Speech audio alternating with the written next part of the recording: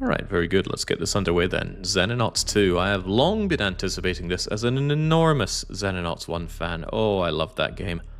I ran it several times. Just feeling it out, then doing a proper campaign of it, then doing it on expert mode, and then doing a joint expert mode, and I think we weren't allowed to use advanced technologies, and we still got it won. Oh, what a great time was had, and I played it side by side with good old gaming buddy Baron Von Owen. Well, Xenonauts 2 came out a few years ago in Early Access, and it is finally on its way to a 1.0 release, and in fact I got 1.0 access, which I'm a little dubious about because I checked the version number and it's actually behind the current experimental releases, but I haven't been keeping up to date with the development of this game, so I don't know what they're up to there. Doesn't matter, let's jump in and see how the 1.0 is. Now, I played this game very briefly, I think before it even came out in Early Access. I got a very early copy of it, and I remember thinking, God, this game is rough. Good thing it's going into Early Access. I will play it when it's out, and hopefully a whole lot more polished. So here's hoping that it is indeed a whole lot more polished. Since I'm well aware that Xenonauts can be brutally difficult, let's just jump in on Soldier. Intended for players of da-da-da-da-da. Veteran is... Unless you played a lot of Xenonauts 1. Well, I did, but it's been a while, so let's keep ourselves on Soldier here. Game has a bunch of new mechanics, which I'm not entirely familiar with, but let's get going with it, and... Sure, let's give the tutorial a go. The year is 2009. The world teeters on the brink of nuclear war. Tensions between capitalist and communist nations are at boiling point. Every opportunity for peace has failed, as if an invisible hand inexorably steers humanity towards annihilation. We Xenonauts know the truth. The dark forces poisoning our politics are not human in origin, and we must protect our planet against this extraterrestrial threat however we can. After years spent gathering information on an enemy that few believe exists, we are finally ready to strike back. The war for our future begins now.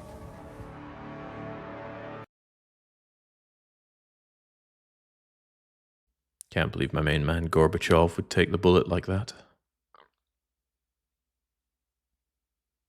It's gonna instantly make Baron sad, I assume. I'm gonna repeat a question someone had earlier. Is there anything you're hoping for that's same or changed since the first game? What are you hoping for with the sequel? I don't think enough about that. You know, if you start coming in with expectations, you're gonna end up with dashed expectations. A bit more enemy variety, but otherwise just more of the same experience. It just delivers something that few games seem willing to do. Just a more old-style XCOM game. I was not a fan of new XCOM. And actually, to be honest, I'm not a fan of old XCOM either. I just really freaking like Xenonauts. Okay, so let's get going with it. Oh, some more alien variety would be nice. There wasn't a lot going with that. They were all very humanoid-esque in the first game. Right, so protect the world. I'll just do what I think I know is best. We got these tooltips within tooltips thing, which has become all the rage. And our chief scientist still appears to be the same asshole from last game. I really liked him. He was well written. Because, you know, we hated him, but he was annoyingly good at his work. Now we've got operations director. So I should say I have played a few runs of this. A few missions of this already. And formed a few early opinions, but let's just start afresh, shall we? I'm not a fan of operations director here. I don't know what she's trying to fulfill within this... Xenonaut hierarchy, but she tends to just bark orders at you, forgetting that I am indeed the commander here. Yeah, damn right. Okay, so what are we having here? We've got our blue circle for radar range. I think it's just teaching you the basics. I didn't go through the full tutorial last time.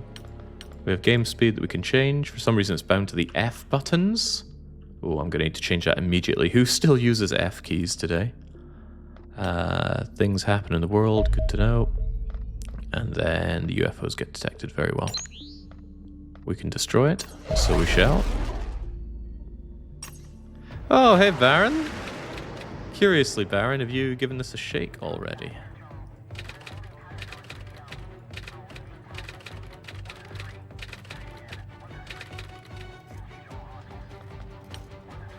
Alright, this air combat looks somewhat familiar.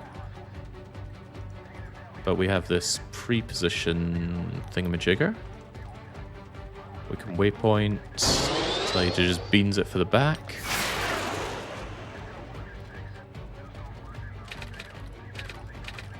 It's telling us that our missiles are not very heat-seeking. Weapons can be enabled and disabled. Da da da da. Yes, very good.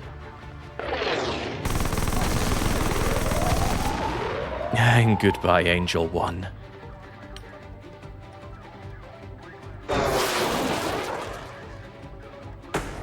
One thing I got quite good at in the first game was the aerial warfare. And it's just as well, because my opinion is, at least in the first game, you can do as badly as you want in the ground combat, but you must win the air combat. Alright, so it seems like mechanically it's much the same. You recover the aircraft and you have to fix them over time. And then I assume this goes down and we're going to have a crash site job to do. Okay, very good. This is just the tutorial, and to hell with it, we'll just go through it. Ah, yes, the loadouts here. We've got a few new things here. I don't recall there being a heavy grenade launcher. And in spite of that, we still have the grenades. It's not letting me click on them, but we do have them. Okay, it's not letting me do loadouts yet. Fair enough.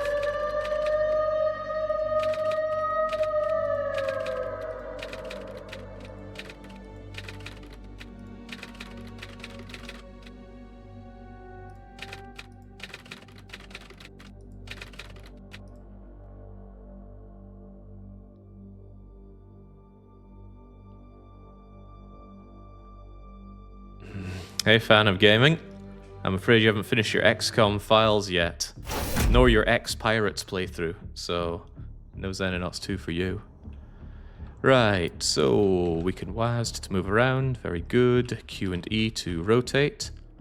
It's normally just set to 90-degree rotations, but I turned on free rotate. And then we can change the levels of the walls, very good. I'm well aware of time units.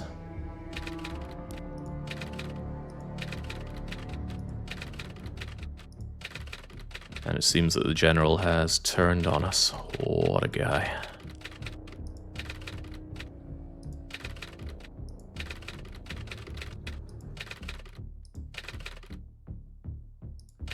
I genuinely don't think time-wise this is a sequel, though it might just be a redo.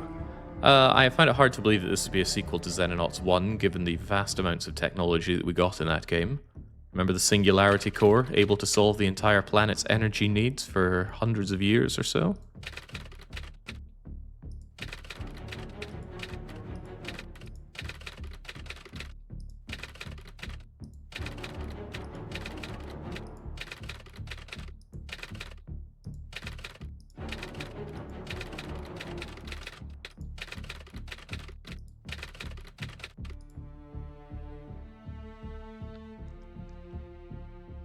And clearly the cannon run is ballistics only with Condors and Foxtrots. Ooh.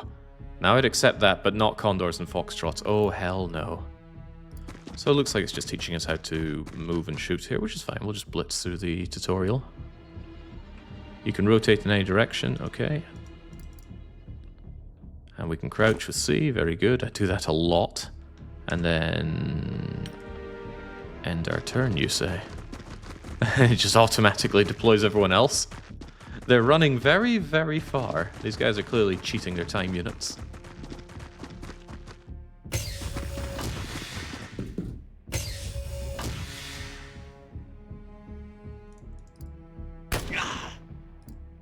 Very generously, the game is showing the health of my enemies here, and extremely generously, the hits are landing. That is not something I'd expect to be happening. Well done, you killed an enemy. We don't have enough TU for other things. Select your next soldier. Sure. Space for next soldier. Why does that feel like such a strange button? Anyway. Weapon range. Lower hit chance.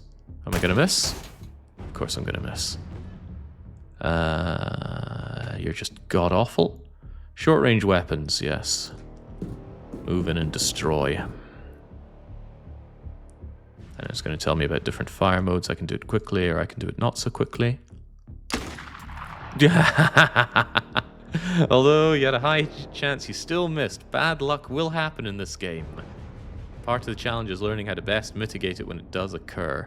Right, so there's one thing that Xenonauts did extremely correctly, in my opinion. Xenonauts 1, that is. And that was when a shot was point blank, you don't miss. If you're standing right next to your opponent and you are aiming at them, you don't miss. I believe they have gone back on that one, and I'm very unhappy with that. I know the saying is it's XCOM baby, but I say it's BS baby. Low hit chance, something is in the way, okay. Only the highest intervening cover value is used to reduce hit chance. Any cover adjacent to the shooter is always ignored. Oh, adjacent to the shooter, of course. Of course, we can enjoy our own cover.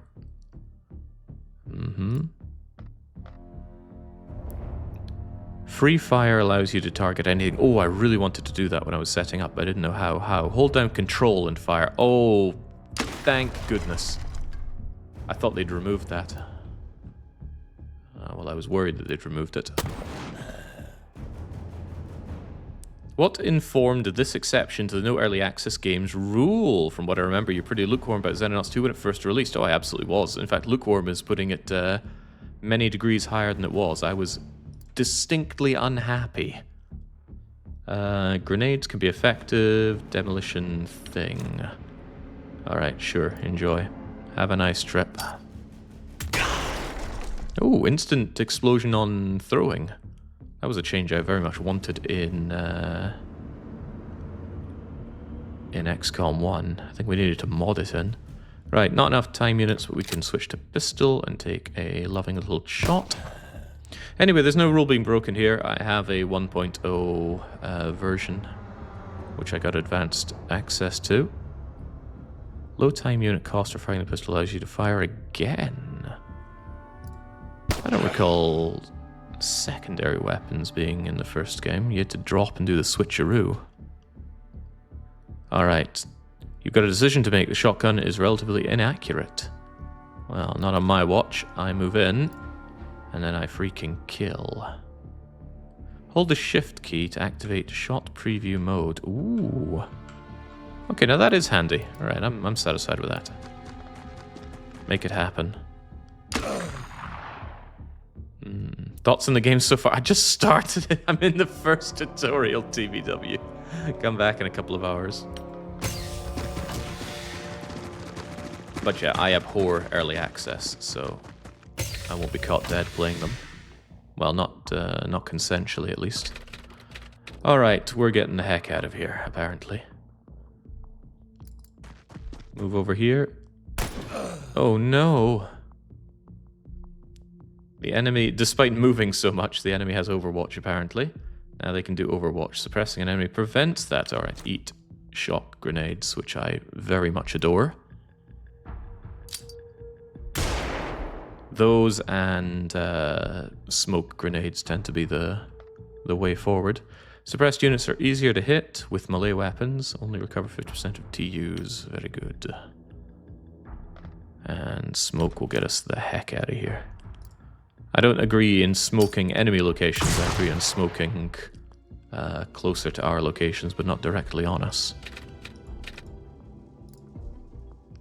Alright, time to get out. Are we just going to leave the body behind? That doesn't seem right.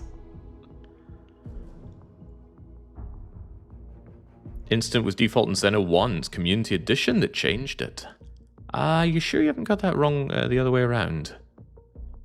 I seem to recall that grenades in Xeno 1, you had to wait until end turn to make them explode. But it's entirely possible I'm wrong, it's been years. Right, talk to me. It's phase 1. Few believe our enemies exist. Malign tendrils of influence are felt across the planet. Rising tensions between capitalists and communists. They spark a ruinous nuclear war. Oh, very good.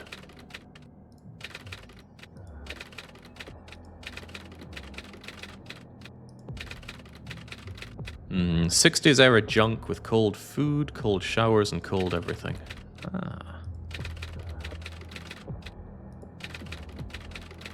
The scientist is an enlightened centrist. He's so enlightened, he's euphoric. Alright, control of the organization goes to me. Oh, I'm already the commander. What exactly was not already in my control? My first order of business is to fire you. Oh, okay, run day-to-day matters. I need you to not talk anymore. You know what the best thing that the operations guy did in Xenonauts 1? He almost never spoke. He just sat in the supply cupboard smoking. He didn't even upgrade his gear. Alright, let's get going, shall we? My expert opinion tells me that somewhere between Cyprus and Cairo is the place to start out. So let's just have our Nile home. Ah. Right, so this is a new mechanic put in. I don't know how new in terms of the development of the game, but in my eyes this whole game is just freshly released today. Don't need the preconceptions of earlier builds here. Anyway, there's a doomsday counter. If it reaches 100, kaboom. Alright, very good. Do well, doomsday counter goes down. Do badly, I assume it just goes up. Or rather, it goes up constantly. +1 per day. Of course. Oh hey, Vienna's on the map. Please protect me from the alien scum. Well, looking at the list of places that we could protect... I'm not sure I care about protecting any of these places, frankly. Okay, well, I'll protect Budapest. Protect Edinburgh. I guess protect... Vilnius and... Riga and Tallinn are all missing, so I can't protect them, even though I'd want to. I don't know, not a lot of places here I'd really care about protecting. Surely you'd want to protect Sweden. No. Strap a giant target on it and say, Doomsday Laser here, please. How about in the States? Any of these places you want to protect? Hank Hill might be near Houston, so let's protect that.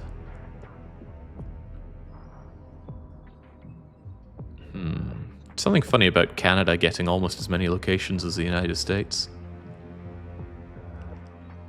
Brazil's probably already infected. Anyway, what do we have to look at around here? Let's stop and smell the roses. Here's our base. All I have to go on is my Xenonauts 1 knowledge, which instructs me that having a second hangar is a very good idea. So let's go and start building one immediately.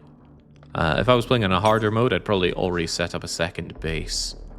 I like doing Manila and Jamaica. But let's take it easy. I don't want to dictate everything like I'm just playing Xenonauts 1. Otherwise, why not just play Xenonauts 1? Power. Power. I don't remember power being a necessity in the first game. Workshop, living quarters, storeroom, an access lift? If your base falls under attack, your soldiers will rally at the access lift and begin defense operations. Okay, but if that's happening, you've already had a big problem. The radar, the hangar, storeroom, laboratory. Small laboratory. Alright, so we're currently doing research on the cleaners. I assume we dragged a corpse or two out with us. I love this smarmy git. Here's our engineer. He looks a bit too rugged and Hollywood-like for my liking. I like the kind of grungy feeling that we got in Xenonauts 1. Anyway, it looks like this is where I would need to go if I want to grab my second angel, which I may well need. Something off about his image. Something about the perspective here. Right, soldiers, our bread and our butter. They're all the same height, the same weight, and they all have Johnson's Lassard. How do I look at them properly? Ah, the armory, perhaps. Alright, before we have our first mission, though, I'm going to be going through all these people and kitting them out with what I say is for the best. And I gotta say, having one shield is not the best in my view. I like lots of shields and lots of assaults backed up with heavy weapons. Riflemen are for those that really can't fit into any of those roles, and I don't like snipers, period. Might have one of them. There's nobody managing the base or the storage space. There's some really sad looking stats here. Can I be a sniper? I'm very good at spotting loot. I mean, enemies. We'll have our sign-ups when we have our first mission. I want to see what exactly is going on here. Click the grid for soldiers, accuracy. Yeah, I'm well aware. Assignments panel. The assignments panel is in the bottom left. It allows you to manage the combat team in the drop ship. I'm assuming I've clicked past wherever that is. Ooh, right. I still have other Xenopedia write-ups. These are really nicely written in the first game. Hopefully that's still the case here. But I have extremely limited things to know about. We have empty slots on this. In fact, all we have is a single autocannon hardpoint. This is one sad, sad thing. Well, we'll have to do well with it. Alright, I guess we just carry on until there's something that needs doing. The F buttons for this is just wrong. Hold on. Controls for time. I'm telling you it's 1, 2, 3, and 4. Hopefully there's a thing to edit the time in this because it feels off. And then as for these, screw it, I'll just click on them. Anything else here I care about? Yeah, same story here. Looks to be what I want.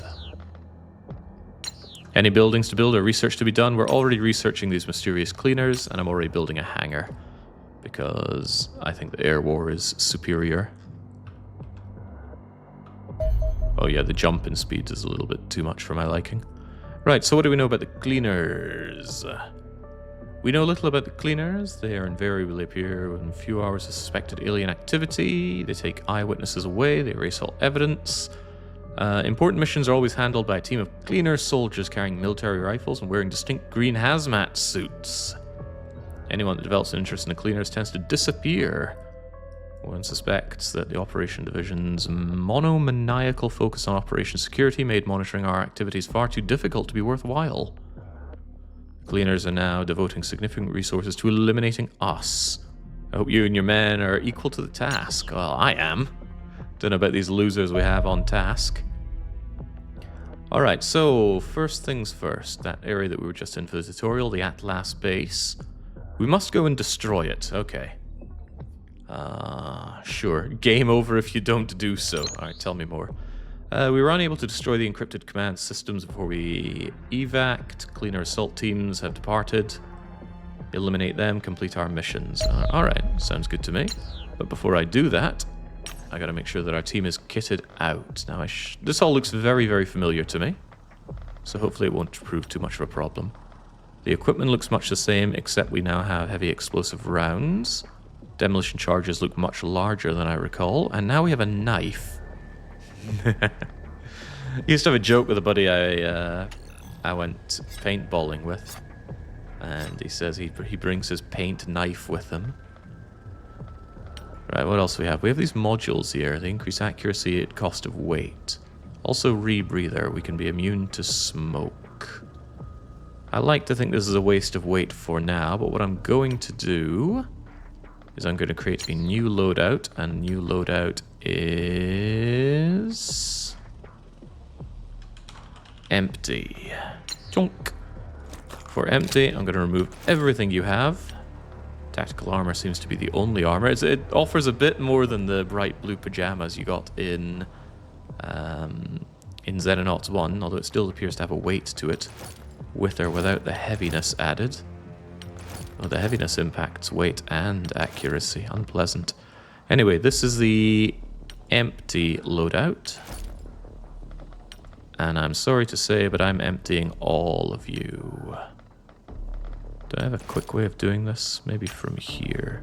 Yeah, here we go. I'm going to empty everybody out, and then we're going to figure out what we want people to do.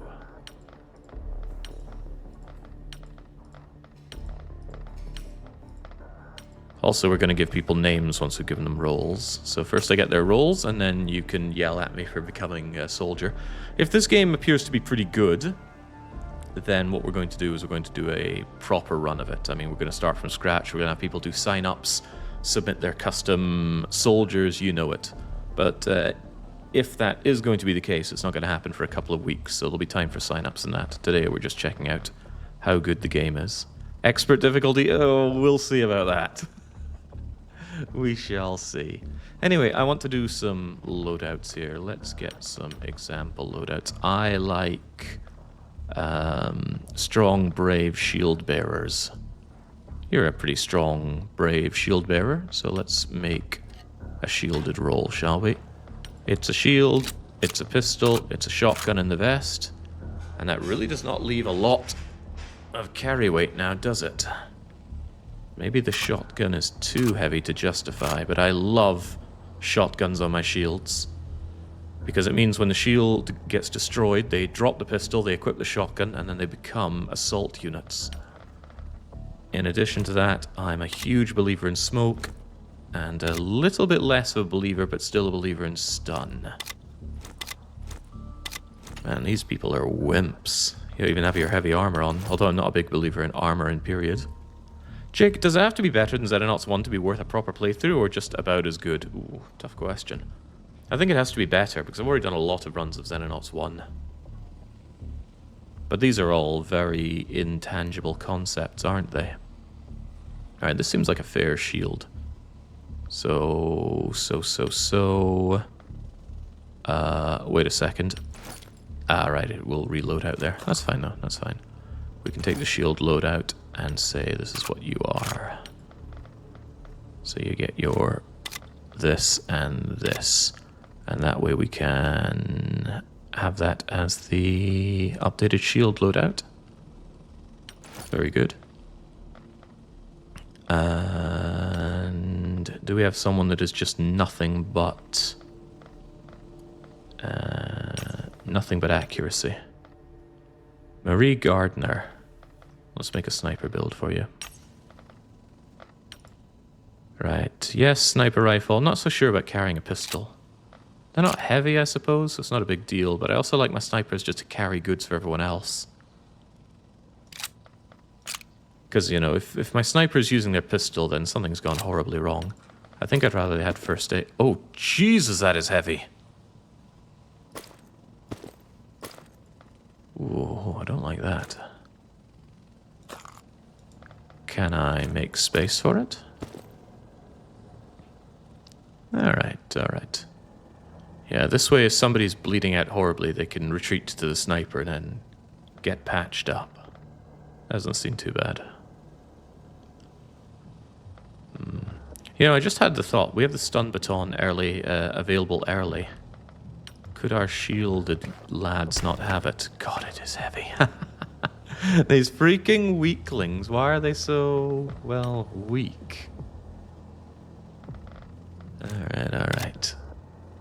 I don't mind you having 1 TU penalty from having too much, and a smoke grenade is almost always worth our time. So let's say that's the sniper loadout. Alright, decent reflexes on anybody. It's kind of what you want. Well, actually, when it comes to assault, I'm more interested in time units so they can run in and shoot things. So TU is king for assault. Do I really want them to have a baton? I always prefer my shields to hold batons, frankly.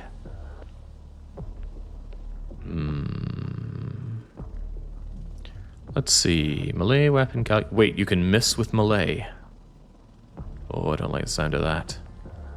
Suppress enemies, melee, I guess we'll find out soon enough, won't we? Anyway, no heavy armor for you. When I say assault, I mean assault. I'm not a big fan of frag grenades, to be honest. I know they destroy terrain, but they just don't have that tactical value, in my opinion. Whereas smoke grenades always have tactical value. Frankly, I'm pretty satisfied with this as a loadout for you. I don't think a tactical module is necessary, but perhaps a breather is, so you can run through smoke.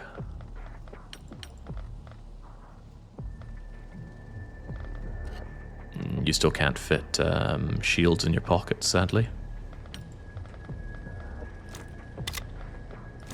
Alright, what we can do is we can call this our assault loadout. I don't think you need another load of shotgun shells. And then we can just ditch things if people don't have the space for it. In fact, there what we do is we call that the assault. Nothing stopping somebody just dropping some of their items at the start, though, is there? It's just a bit of a menu pain in the bum. Alright, fair enough. What other roles do I even care about? Heavy weapons guy, of course. Now, who's our strongest individual? Charlie Hall and Joey White. Let's take Joey White. I mean, you should have at least, I don't know, 60 strength to be a heavy weapons guy, maybe 55. Let's say you are a heavy guy. I need to figure out grenade launcher. That's an unknown, isn't it? Right, heavy weapons guy. Again, why have a pistol, right? You are there to provide impressive suppressive fire. And frankly, I'm pretty happy with this. In addition, I really like everybody to be able to smoke and suppress when the time calls for it. Alright, that was your strategy in your expert playthrough. Have a couple of people take a bunch of ammo, even if it's too heavy, and drop it in the helicopter. Yes. Although I'd like to hope that that isn't something you need to do in this game. We shall see, though. Anyway, that looks like a good heavy loadout. I don't really care much about riflemen. And riflemen should probably have that, yeah? A rifle, a med kit, aim better, and just generally have one of everything.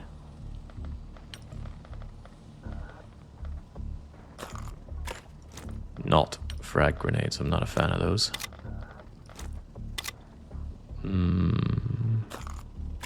Not a fan of demo charges, frankly, although I don't know if the game is going to give me situations where demo charges are somewhat necessary.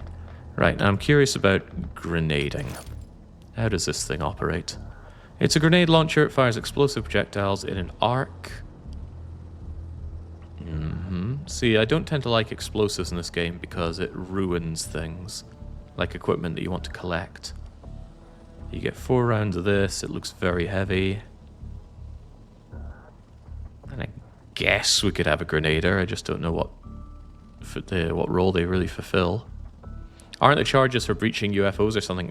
My strategy tends to be just heavy weapon down the front door.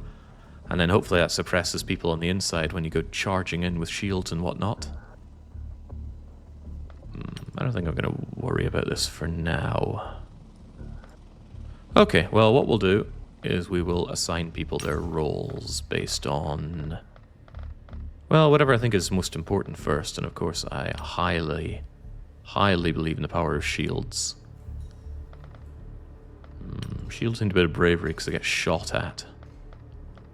Otherwise, they can be kind of middle of the house. Maybe I should start with, like, accuracy and such.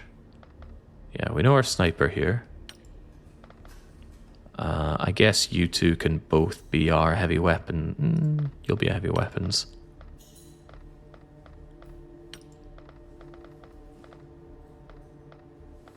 It's not very good to you for an assault, but you seem alright for an assault. Don't need much accuracy in an assault, which is kind of nice. Don't really need... Well, accuracy is good in a heavy. They're no good if they just keep missing stuff unless they're there for suppressive fire. Which is still worth a damn. Yeah, you might be strong, but you just do not have the accuracy to actually land any hits with this damn thing, do you? I'll make you an assault then.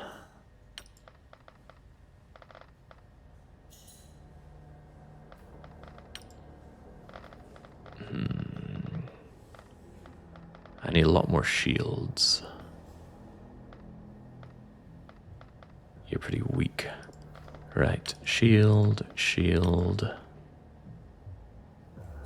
Are you good for anything? No, you're pretty bad at everything, so you're just going to be a rifleman for now. You're pretty strong.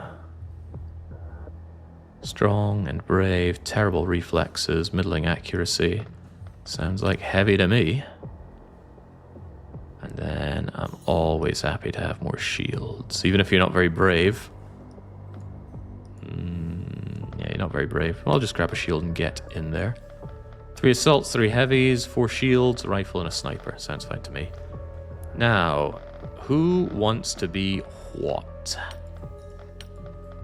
I should probably make a save after I do all this. It's going to be very funny if everybody just dies instantly.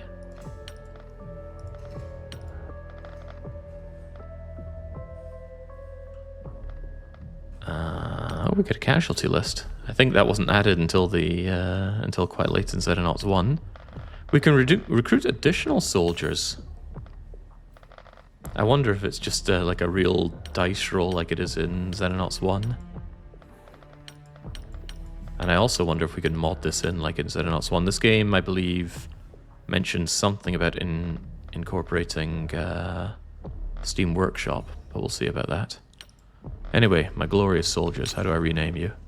Probably this bit where I can rename them. Alright, who's signing up here? I'm just going to take it from top to bottom. Chumro says, I volunteer as cannon fodder, our expendable shotgun guy. Shotgun, you say? Where are my assaults? Ah, Danish. Perfect for Chumro. Casper Olsen. No, not on my watch, you're not. You are... Chumro. Private Chumro. Roy Donk 69 in his god-awful name says, put me in, Jake. I've lurked long enough. Time to serve. Right, well, you're getting a shield and probably dying swiftly. In another world, you're getting Roy Donked. Alright, who else is coming in? Meridian wants a shield.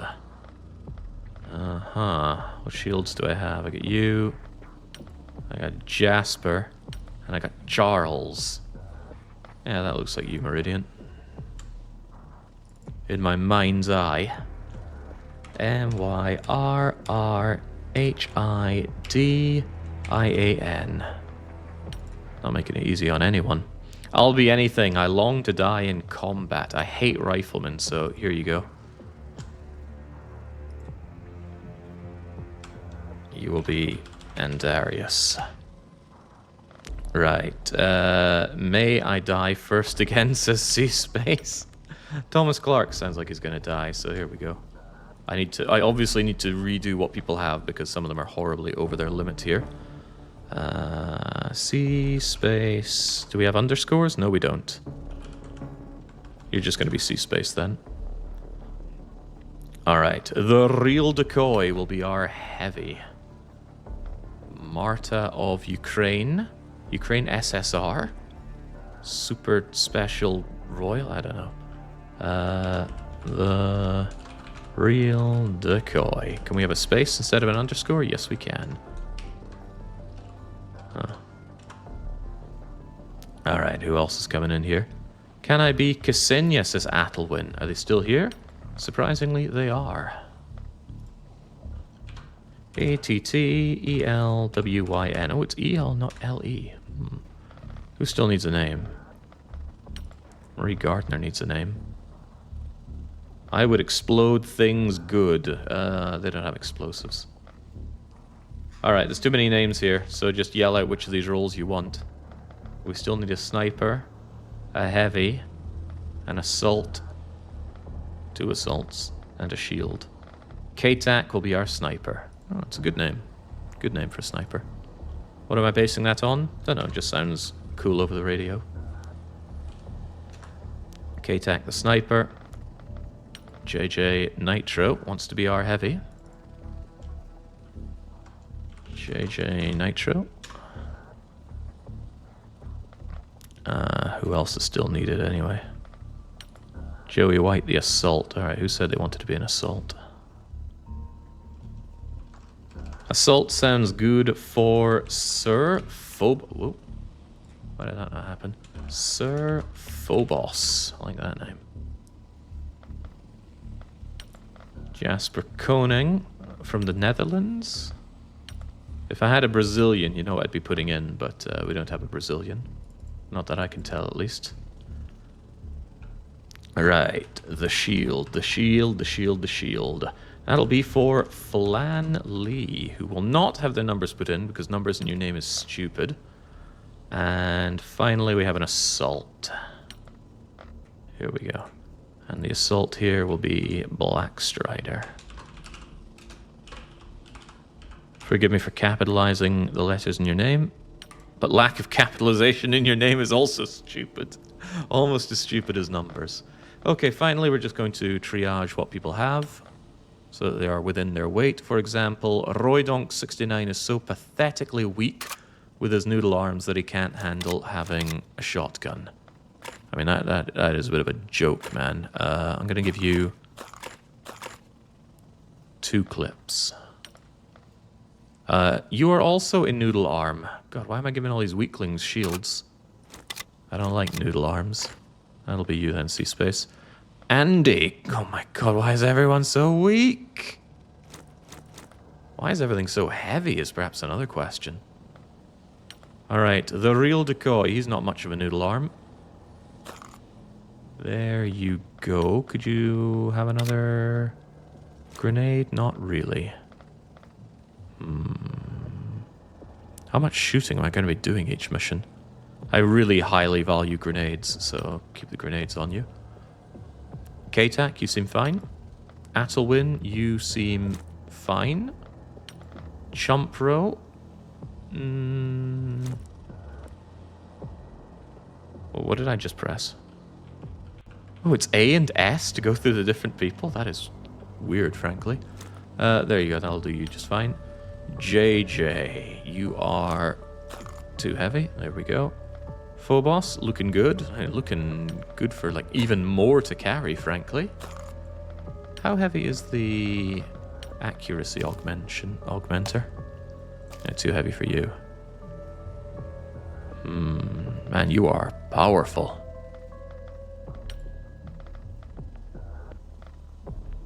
It's a shame that that thing is so heavy.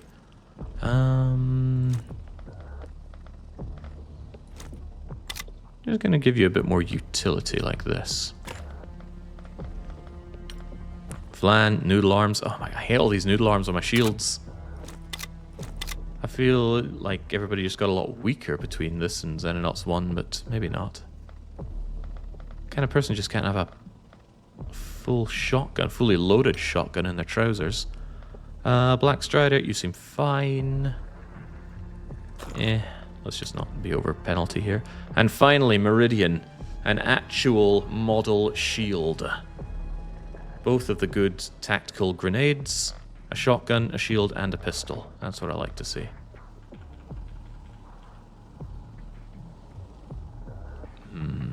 You're fine having one over. And you got space for something else, but what? I mean, could you even have one grenade? No. No, you'll make do with that. Okay, that was a lot of planning. Can I choose a position of people? Yes, I can. And what's our mission anyway? I realize I'm spending a lot of time faffing around and not a lot of time doing the actual missions here. Right, the Atlas base. So it's going to be indoors and destroying things. So I struggle to imagine the utility of a sniper in this situation. So with that in mind, it sounds like shields and assaults would be key here. So I'm just going to pick the first ones I see. Shield, shield, shield. Take all 3 assaults. I'm going to want more assaults, by the way. I love assaults, and they tend to die quite easily. And we have space for 8 in the Hawk, right? So going to take a jack of all trades rifleman and 1 heavy weapons guy. Decoy Nitro Attlewin. What a gormless look on Nitro's face. Alright, on you come. Let's go. Maybe make a save? That would be clever. Yeah, you can tell I was playing through this the other day. What is this? This is preview stream 01. Don't get attached to these people or this run, because if the game is good and we end up doing a proper run of it, we will be organizing it aplenty. Go, my combat team. Launch dropship. Oh, whoa, whoa, whoa, whoa, hold on, hold on. There was something important there called positions. Where was it? Where's my aircraft? Here it is. Can I... Oh, yeah, there we go. I can move them around. Within the dropship. I generally like my guns up front, but I'm also usually a big fan of the heavy weapon just going brrrt straight out into whatever's out there, so that we can move without being just shot at. I also tend to enjoy having people that can look around the place. Alright, that'll do me fine. Go. Don't get attached to JJ or Andy, please. This is not my first rodeo. Alright, begin the tactical battle. Eliminate all hostile units. Don't die. Seems simple enough. You can change the direction they're facing too. I'm a shield, not getting attached to position with an average lifespan of 5. I take good care of my shields. I actually think the shields are the backbone of any Xenonauts operation. At least in Xenonauts 1. Alright, I do wish the operations director would stop talking to me. You need to clear the facility of hostiles, scan through... You know what we had in Xenonauts 1? We had missions without somebody telling you what you had to do. Alright, please stop talking. Looks like the position here is the same as what we had in the dropship, right? Yeah, so it seems. So it seems. Alright, Chumpro and Phobos have the batons. Actually, Blackstrider also is a baton user. Something about the perspective just feels weird. I think it's the fact that the walls are here. I want to scroll the walls away, but they just obscure vision so much. Rotating doesn't really help with that. Anyway, let's not be a complete chump.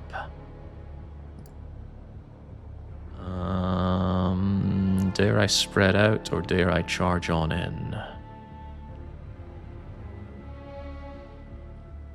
Looks like time could be on my side, so I think what I'll do is I will pre-position myself on the doors.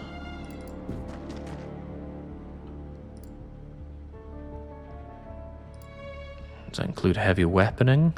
I can't imagine why it wouldn't. I really only bring 3 shields? That doesn't seem right. Alright, shield, you're going to be getting down there, as will you. And we will have 1 Andarius. So for some reason, if you crouch behind someone that's crouching, you have a chance of shooting them in the back. So it sounds like you need to stand behind someone that's crouching. Alright, very well. So we can just gun our way down in here. Be prepared to loot and shoot our way through there. That leaves us a couple of shotgunning wildcards who will take to the side. We won't open anything up just yet. I know how to open doors. Okay, well, whatever they're doing, they're already moving around. What's going on in there? Ah, people. I did not consent to there being people here. Prepare to die. Well, okay. I didn't expect he'd die so easily. Okay. Seems to be one big room, so what else is going on in here?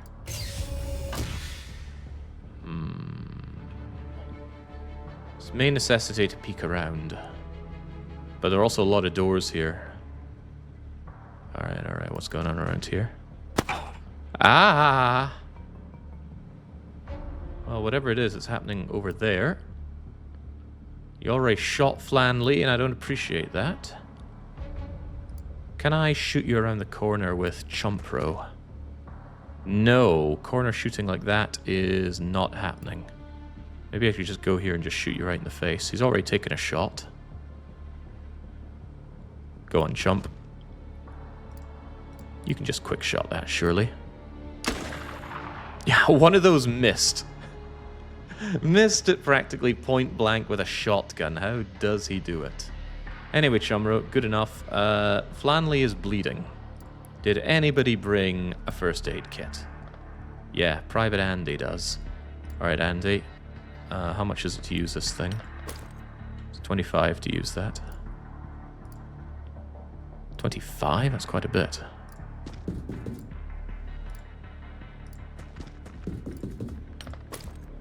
There we go. Cease the bleed. Alright, well, sure hope there's nobody else here, like somebody right there. That's going to be your job to suss out Meridian. No, the place is relatively clear, although somebody could burst in and just shoot you. I don't like that possibility. So let's just gas. Gotta step on the gas tonight, although it could miss there. You have a gas, but it's a bit too expensive. I don't have to have you there, though. So I won't.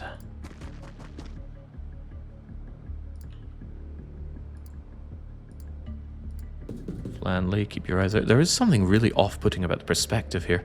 And I think it's how high the walls are and the fact they don't disappear when you rotate. Anyway, Meridian. The place seems pretty clear. But what else is coming our way? We don't know. Keep your eyes on this wall. Or this door, perhaps.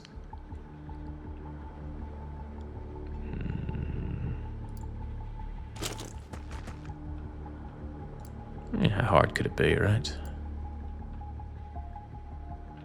I want to check out what's in the side here. People! Oh no, not people.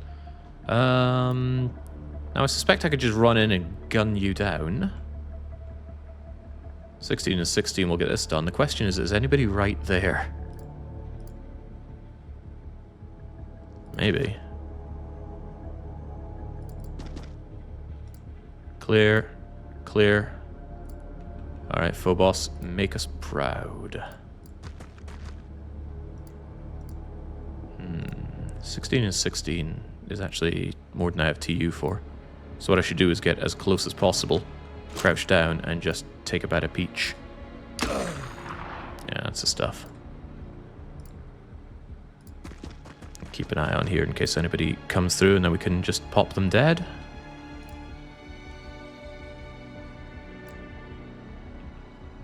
Alright, satisfactory. Are you satisfactory, Roy Donk 69? The answer is no. No, you are not. Does that eye in the top left do anything for the walls? You mean the settings menu or this eye here? Doesn't seem to be a button, it's just indicating how I can turn around. This changes the level, but only for multi-level areas. But yeah, just something about the walls and the perspective is throwing me off here. We're not tasing the desk jockeys? It's a thought. I prefer to have a bit more cover when doing that, or preferably a shield in hand, but maybe.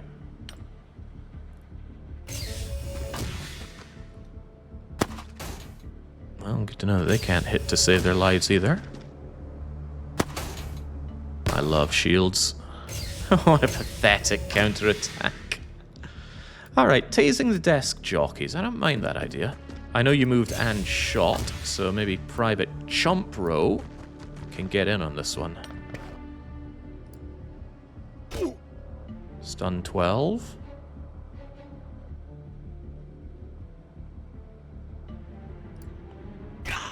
Stun 11. Well, that didn't do it. Does this mean I just go and shoot you now?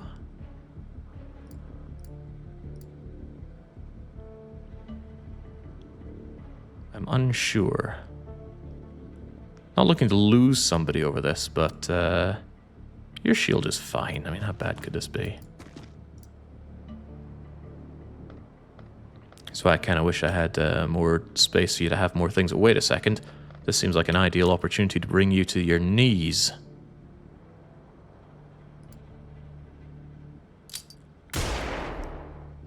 Suppressed, but doesn't stun. The animation on that looked really bad.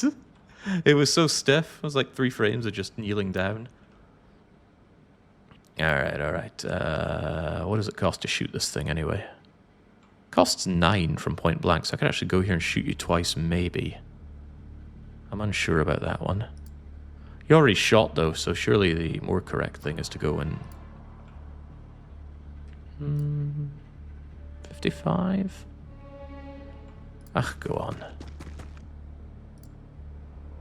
I'm not afraid. Not least of all of you. There we go. Death to desk jockeys. Right, what's going on through here? Phobos, you have to move more anyway. Go and open that door. Strider, what's happening?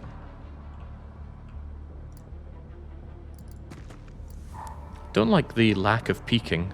I swear you could peek around corners with a lot more well, peaking in the previous game.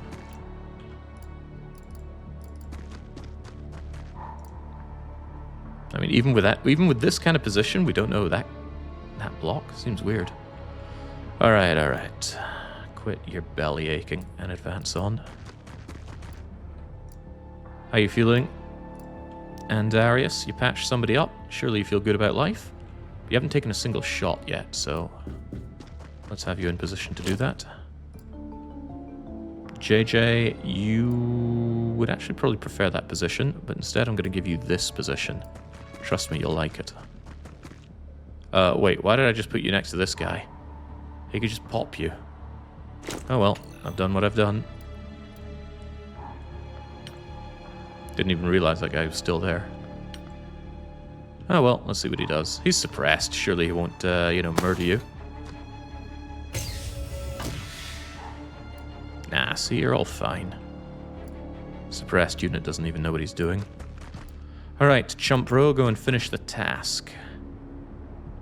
Correct me if I'm incorrect, but didn't the stun batons have a limited use number in Xenonauts 1? How is he still there? Come on. Alright, one free desk jockey.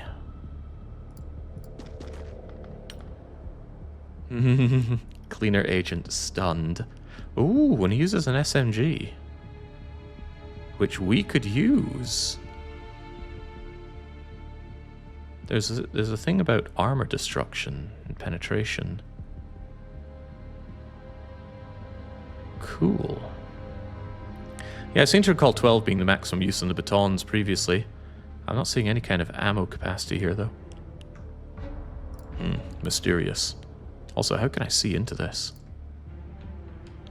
Right, well, be that as it may, Chumro, get up against the wall, and maybe have your gun in hand. It looks cooler.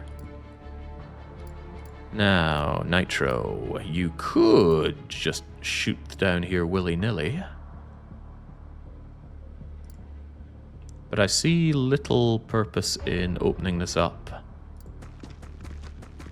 Whilst my position is a bit exposed, so let's just get into a more advantageous situation. Heavens knows what's out there. How about you two? Looks clear, but semblances can be hoodwink.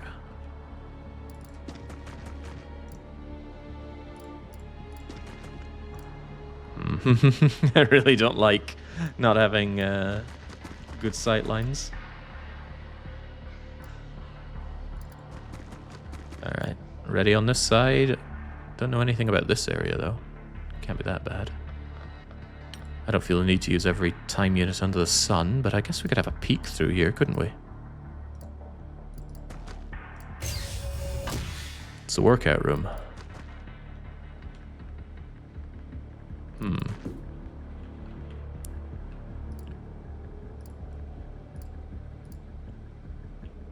I guess we could have a bigger peek. Looks good to me.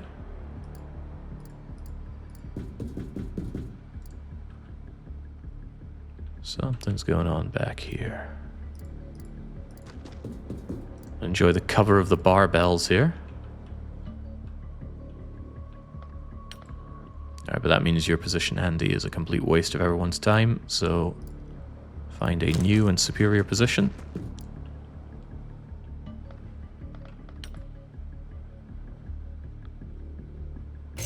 Doesn't this kind of look like your base? Yeah, it's the old base that we abandoned. For lore reasons. Alright, I don't like Chumro going off on his own to do this. Doesn't mean he's not doing it, just means I don't like it. Aha!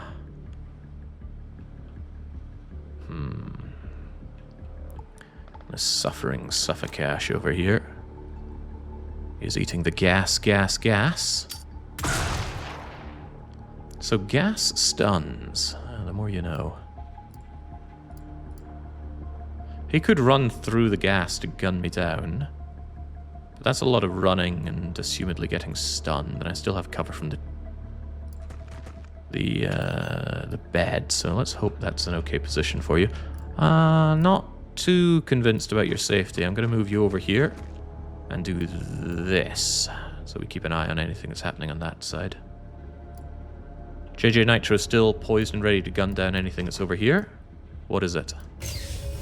It's freaking nothing. Just as I suspected. Oh god, it really is nothing. This looks suspicious though. I mean, I have played this mission before, but the layout appears to be randomized. I don't think we're in any real danger until the enemies start using grenades. I mean, that is when the real danger starts. I just form a line then. Get in, please.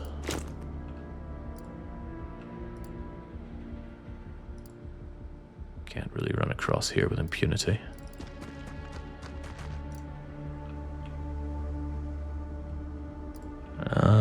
Position on this for heavy weapons doesn't look amazing.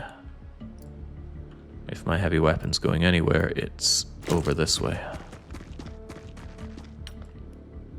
And of course we still have a shotgun bringing up the rear.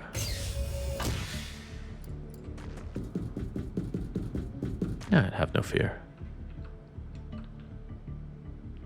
Pre-practicing for streams? For shame, practice, if that's what you want to call it. If that's what makes you feel better, Plo. Nice, something has to. Right, so they are still over there and they are still causing issues. However, issues are exactly why we have things like these. It says 0%. I don't like that 40% chance of smashing into the bed, though. That seems a bit better. Yeah, there we go. Get your arse down. Might seem I'm kind of over-preparing for this. I mean, it's just one little desk jockey. I've got a freaking shield here. But failure to prepare is preparing to fail. I mean, I could have also just gunned him down with this.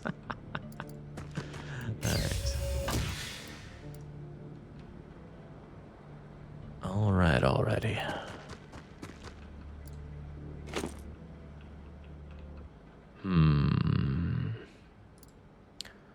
Slightly dubious, but I suspect we just want to be armed and ready for storming the main base.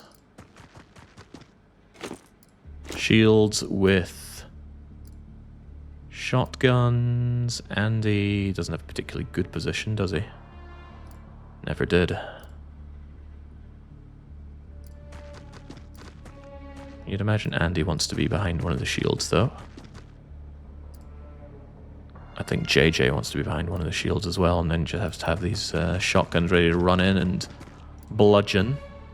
Bludgeoning is good. Yeah, there we go. He can't shoot to save his life. We, on the other hand, also can't.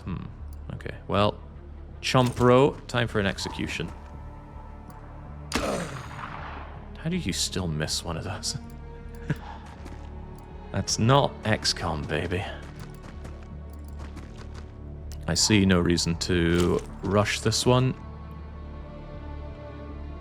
We can be in position and then have you guys ready to run in. Maybe you should have had gas masks. Oh, you do have gas masks. Is that something I have to equip? No, I think it just works, right? I hope it just works. Alright, we'll have that. I'm aware you haven't acted this turn, that's the point. A little bit of patience will surely go a long way here.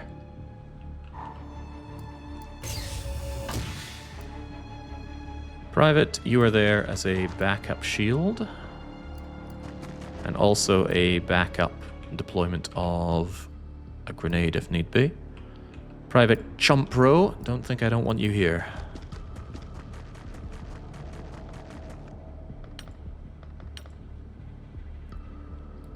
Sergeant Haramir is coming in saying, Jake, it's nice to catch you streaming.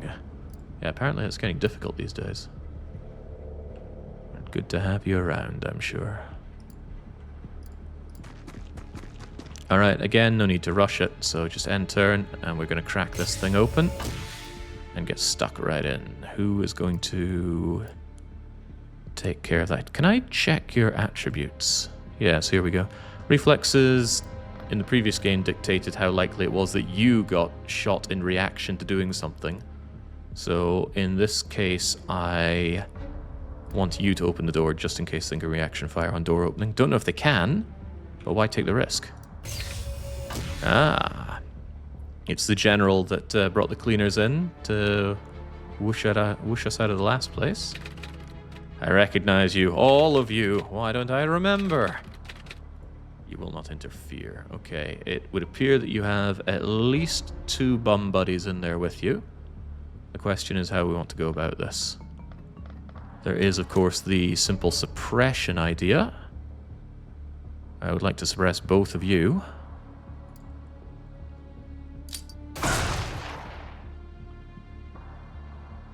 Did I throw a smoke bomb instead of a suppression grenade by accident? Because that seems like exactly what I did.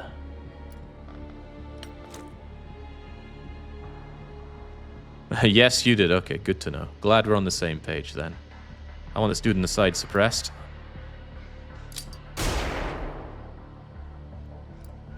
And unfortunately you can't throw another one of these. However, Private Judge Nitro also has one. Now, do we even think that there's someone there? Roy Donk, I want you to investigate. There is not someone else here. Okay, in that case, just get into position. I want to KO the general.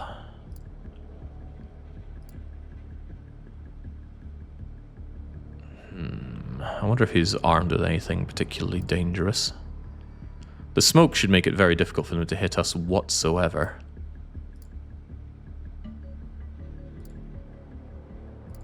I could also suppress with ridiculous fire from JJ Nitro, which seems like a good idea. So that's what he's going to do.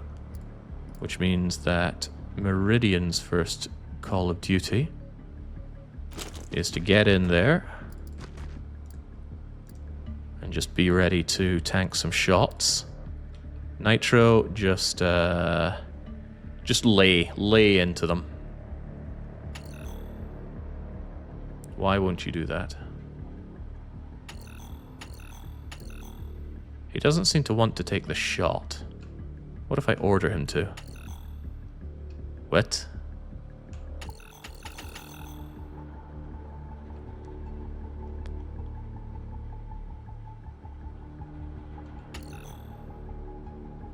Should I just order you to shoot in general? I think it's control click to just make him shoot. Alright, there we go. There we go. Killed your friend, suppress the general. He will not reaction fire as we go in. And actually, JJ, that was your entire job. So I want you to get out of the way. You're not going to do that. So instead, Andarius. Ooh, you can finally make a shot, and it might even be a good one. Andarius feels like a more spray and pray individual to me than taking aimed shots.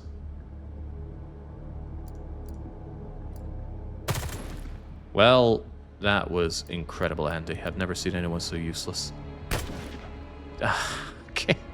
3 shots, all hit the wall. So, Black Strider, you need to go and do what Andy cannot do, which is succeed in any measurable way.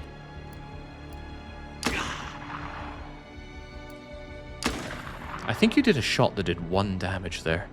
These people are an embarrassment. Okay, Flan, you need to not be an embarrassment. I know it's awful smoky in there, but I need you to... Phobos.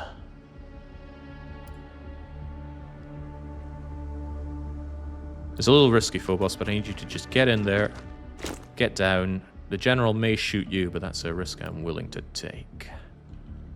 And we're going to want some backup in there. Chumpro. Yeah, I want the 2 of you at the ready to go and deal with the general. Actually, why even crouch? I need you to run away or run into that soon. And then Flawn Lee.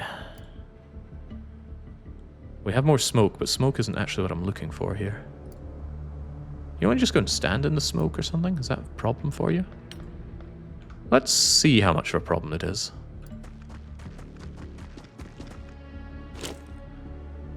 So apparently when this yellow bar fills up and is more than your hit points, then you get KO'd by the smoke. Surely not a real problem, right? Oh, when you end in the smoke, you take additional stun damage. Cool. I wonder if it dissipates. The smoke obviously does, but what about the damage done? Right. It's all well and good, but now the general needs to go down good and proper. Naturally, all the people that could do a good... Oh, hold on. That seems pretty good. I don't like that 40% chance to hit into this, though, so I'm going to move Meridian over here. Meridian goes and does this. Right on the general. Right behind the general. Yeah, keep the general suppressed. Weird that that doesn't do any stun damage.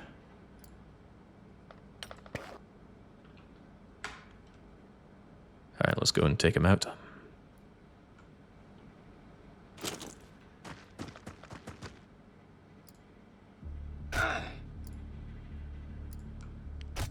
There we go. Not only do we get through that with no casualties, we don't even take any real harm. Because Andy patched someone up on the job. Yeah, the general looked unique, so I wanted to try just incapacitating him. And the desk jockey. I've heard that it matters if you take the general alive, but I'm not entirely sure. Obviously, when I played that first time, I just shot him to shreds. Alright, no problem. Roy Donk kills somebody, Sir Phobos kills somebody, Chumro takes out 2, so does Nitro.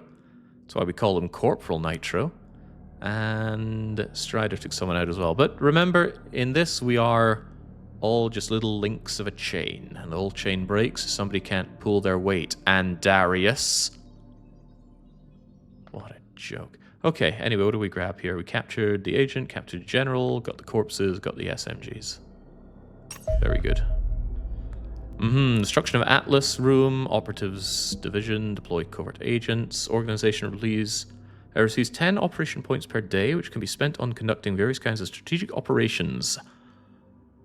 Or on recruiting supporters for bonuses. Operation points spent, eliminate infiltrators. They will reduce the daily Doomsday counter progress. Good, because that Doomsday counter is going up and up. Didn't it just drop when I finished this, though? And here's our starting operation points, 150. It's 100 for a new base, although I suspect we also have to pay money for the base, right? Maybe? It just says costs OP. Identify recruits. Ah, so this refreshes the soldier pool. And you can do that every day. Very nice. It seems like these operation points are going to be like the EU4 mana points of this game. Then we can also just slush it into funds. I do like funds. Reduce the world tension. Daily increase of negative 0.25 Doomsday. I mean, for how long? Anyway, it seems like this is a just in case reduce the Doomsday counter button. And then as mentioned, there are all these other things we can do. We can get supporters that give us goodies. Some of them have little red or green dots on them, probably to show the protection status. So it looks like each area will give us boons or potentially malices. Yeah, -1 Doomsday per day sounds amazing. And they're isolated. Could we not just do this immediately and stop the Doomsday from clocking up? I'm already sold. Let's do it. Alright. Meanwhile, let's pat ourselves in the back on a job well done.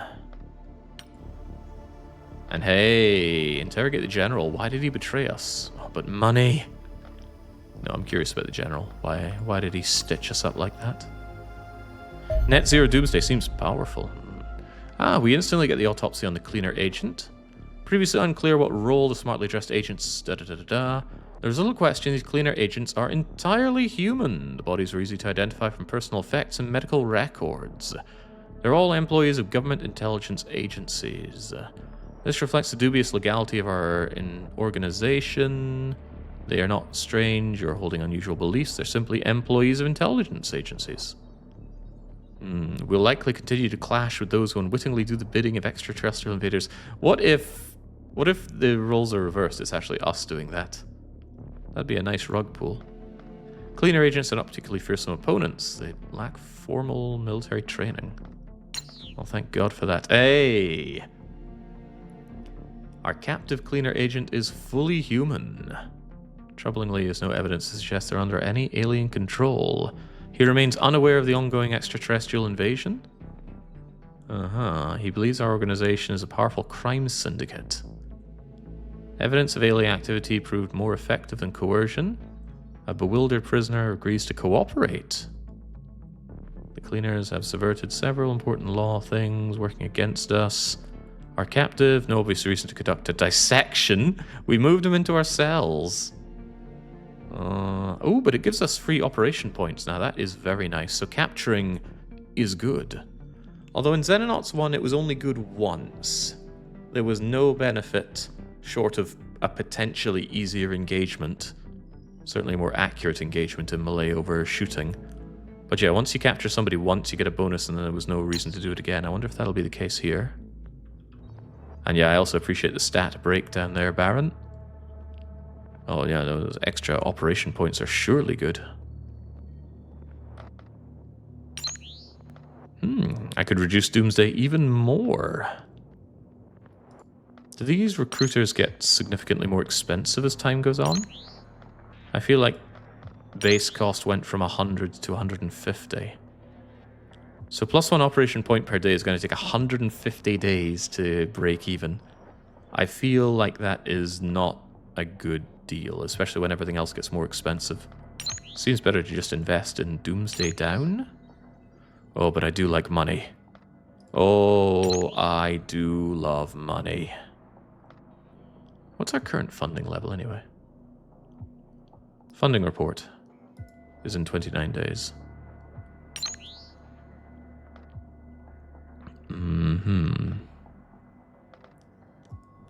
They have an elite engineer?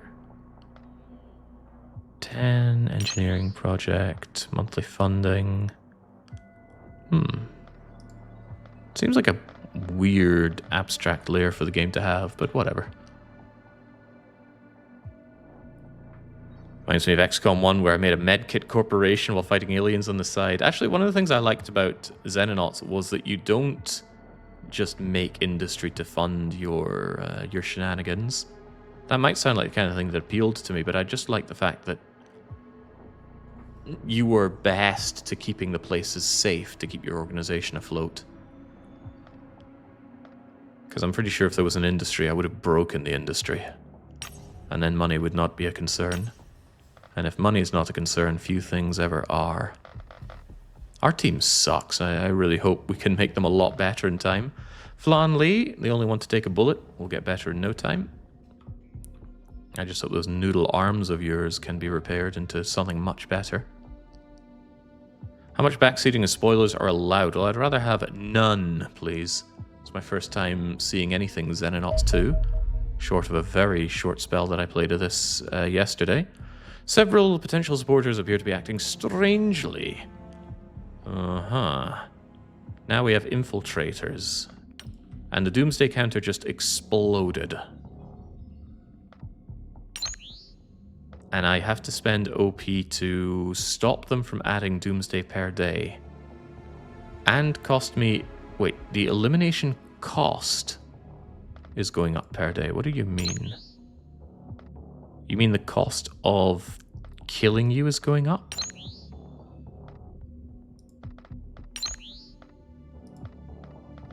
Well, this seems rather unpleasant.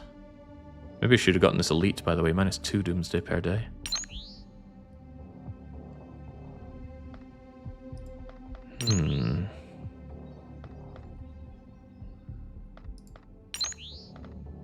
So if I just eliminate you, this thing just goes away. Do they ever come back? That is expensive. Really expensive. And they just suddenly appeared. I wonder if they'll suddenly appear again. Oh well, it's a very loud slice. You said it. Right, so I'm still waiting on my next hangar. I would like that to have a ship attached to it. Then we can gun down everything that comes our way.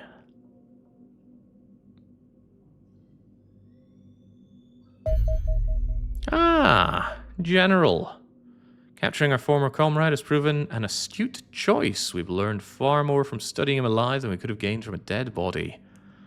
Let's see. Our prisoner is a shadow of the man that led this organization a few weeks ago. Confused, disorientated, frequently trails off midway, stares blankly into space, consumed by sudden flashes of rage. Initial medical inspection, nothing unusual. Subsequent brain scan, swelling and bleeding in the skull, like he's had a stroke. How the general suffered severe burns on the brain, it's unclear, not a coincidence. Skeptic, side effects. I cannot say if he'll ever recover. Aww. The brain damage may prove permanent. He will spend the remainder of his war in a cell. Operation Division's report, fragment, information gleaned to the general. Rare moments of lucidity proved useful. Alright, thanks to 100 op points, I have people I need to kill. And now I need to know about the relationship of quantum waveform patterns. Alright, get on that. So I need to spend these on killing people, right? What about that doomsday per day I could have had? That sounds really good.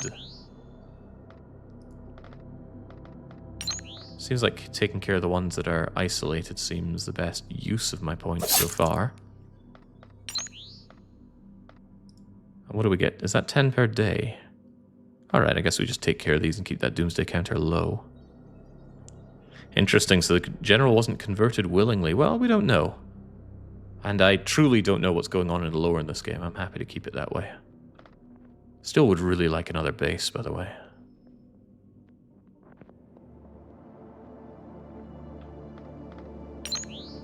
Oh man, look at all that funding I could be having.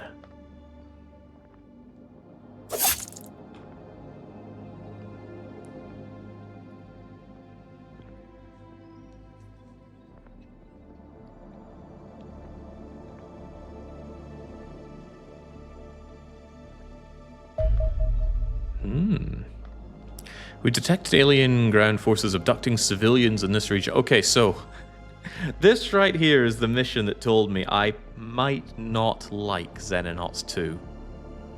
One of the wonderful things about Xenonauts 1 was that the high time pressure came from the strategic overview. Right, you got to worry about the ongoing invasion, moving your ships around to intercept at the right time, keeping people happy enough to pay you. But on the ground forces, you could take things slow, take it methodical. At worst, you get pressured by psychic abilities. This mission right here says you got to go balls to the wall and run through the whole place, otherwise they abduct all the people. I hated this mission. I hated it so much that I thought, am I even actually going to keep playing this game? Let's do it. Although, rather, we should read up a bit more and then get into it. So yeah, there are a bunch of tubes in there that will just take a civilian away. And I don't think there's any indication when it will do that, because I ran towards one of them when I played the mission and it just, whoop, the civilian just disappeared. The civilians disappear and they clock up the doomsday counter. And you still have the issue of aliens shooting at you, and you don't want to just run through and have your people shot to shreds. It does say optional in saving people. Yes, I could ignore all the people and advance the doomsday clock by 20%. That's certainly an option. This is not a terror mission, Poland. I wonder how the terror missions play out. And also, of course, there are the civilians who you free, and then they run around, potentially to get shot at. You know, the one thing that, or one of the many things that Xenonauts 1 did very correctly was that civilians are very inconsequential. You don't get punished for killing them, you don't get thanked for saving them, but their AI was infuriating. So thank God you didn't get punished for them. And now just, oh, I hate this mission. I really hate it. Anyway, I'll do it again. And if I still hate it again, which I probably will, I'm going to look into just not having these missions in the game, because it sounds horrible. Right, never mind that. I'd love to launch a team, but I should probably make sure that my team is ready to be launched. Flanley is still a little banged up, so I can switch you out with Sea Space. Is there any other shifting around that I want to do here? Shield, shield, shield, heavy, assault. Well, we haven't brought in a sniper, but as I've mentioned, I'm not a big fan of snipers. What I could do, however, is tell JJ to go and warm the bench, and then we bring in the real decoy. Could have brought in Athelwyn, but nah. Well, actually, I could still bring in Athelwyn. Andy, you were so pathetic on that last run that you're bench warming. And we're going to have Athel come in. 2 heavies, 3 shields, 3 assaults. That's much more my kind of team. Game's too hard. Wah. No, it's not about being hard. It's about being incredibly annoying. And just... Come on, Igor. I did Xenonauts 1 pajamas only. Was it pajamas or was it no guns? I think it was no advanced technologies, apart from the planes. I don't mind a hard game. Did that save? There we go. Yeah, Andy healed a guy, but I don't think that does anything for anyone. Alright, let's get in there. Good opportunity to triage how everyone is doing. These freaking noodle-armed people that I have. See, there we go. Clever enough to bring a ballistic shotgun. So if your combat shield gives up, you can drop it. But that also means you can drop it for other assaults. Let's say Roy Donk has his shield shot to shreds. Meridian can just drop the shotgun and then Roy Donk can pick it up and become an assault. Alright, and this is good to remember. The assaults have the capacity to run through gas. The shields do not, and I would like to change that. How heavy are these? Weight of 6. Ugh. Unpleasant, but I do value grenades more. I highly value grenades. It's not even close. I think they're amazing. Grenades are pretty heavy at 6 each, aren't they? Yeah. How much do these weigh? 8? Okay. The ballistic machine gun ammo was one of the heaviest things in the game in the first game. Otherwise, this seems fine. If you didn't play Xenonauts 1 X Division, you did not play hard No, and more no. Xenonauts 1 X Division was everything in the kitchen sink without any regard to whether that thing was good or not. Maybe that's unfair because you're right, I didn't play it, but I watched Baron play it. And I think I got a pretty good understanding from watching that. Alright, the real decoy is there. I am actually considering a layout like this, where I have 2 heavy machine gunners that can just gun down anything out here. And then an assault could run in and clean up what's left, if nothing else. We can spread out the sides and do it that way, but it's probably going to be out the front more than anything.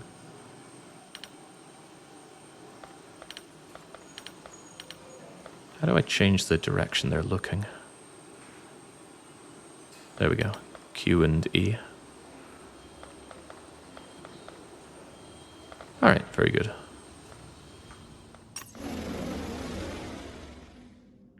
Perfection is achieved not when there's nothing more to add, but when there's nothing left to take away, but the modders think exact opposite. That was my reservation when it came to X Division. Fan of Gaming is coming in to agree X Division was very incoherent. There's some cool ideas, but execution over ideas any day of the week. Why is one shield man wielding a shotgun? When the shield degrades from being shot at too much, I drop the shield and I equip the shotgun. That is the way I like to play my shields. which is why I need strong shields. Alright, what do we have? Extraterrestrial activity in the area. Suspected abduction, extraterrestrials, energy readings. The aliens will depart soon. Free the locals as quickly as you can. Yeah, the moment I heard do something as quickly as possible was the moment I realized that not all of this game's missions were made for me. Because my incentive here is to just run out and save this person. And maybe that's the right thing to do, but if I do that... Also, there's no indication how much it costs to release this. There might be aliens around here that shoot me to shreds. So, do I just go out and risk my guys? I don't know. I don't want to. I just don't like this, the way my incentives are being pulled here. Alright, well, things like this are exactly why I brought in you, unfortunately. This is in the way. Alright, what else do we have out here? Don't know if they ever spawn aliens behind where you drop in.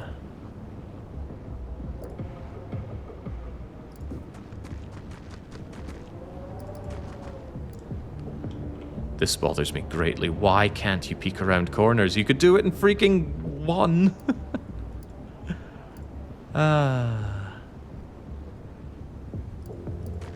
Oops, I didn't even mean to do that, but out we go. Oh well, it's your funeral. It might actually be your funeral. Curious if I can go and gun you down from here.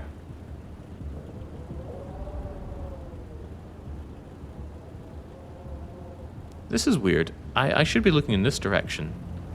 And yet it says this cost is okay. I wonder if it's letting me turn for free. I think I saw that in the settings.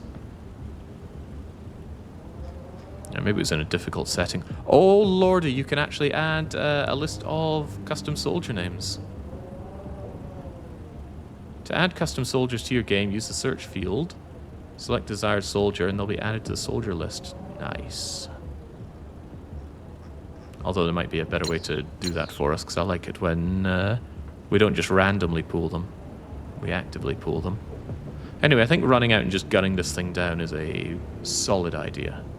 Do it. There we go. I mean, it didn't kill them, but it certainly suppressed them, which is generally what I look for. Now, what can you tell me?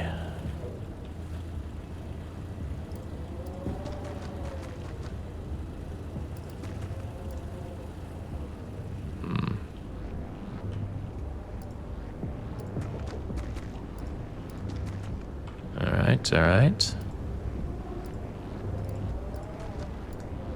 Hopefully I don't get shot here, but I want to rescue that civilian pretty soon. Now, what else is out there? Ugh, this rushing just feels so wrong. Someone to save there, someone to save there, someone to save there. So in addition to wanting me to rush, it also wants me to split up. Madness.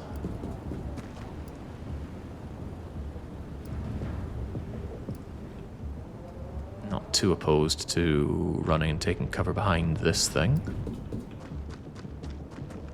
Surely the forklift will keep me safe.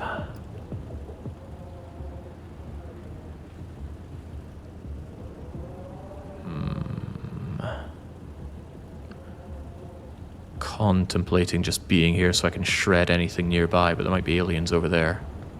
I simply don't know. And do this. No aliens as far as I can see.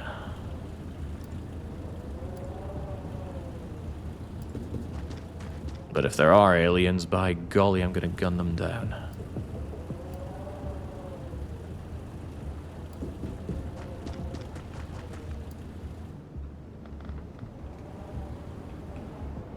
Alright, I'll see how this plays out.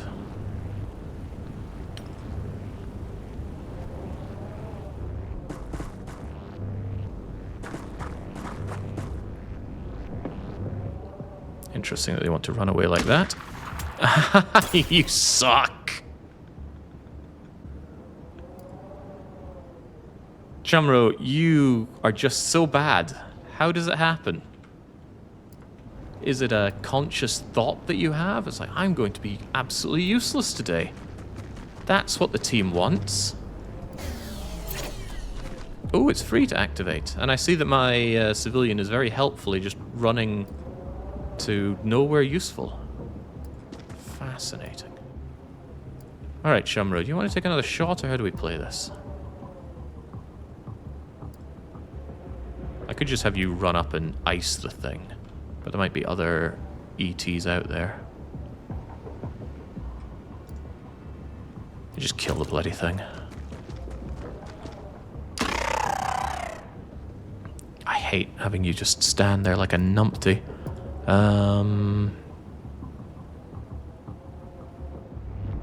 Yeah, I'm distinctly unhappy with that. That's exactly why I bring smoke grenades, of course. Cost me 21 TUs to lob one. There you go. I believe in smoke like you wouldn't believe.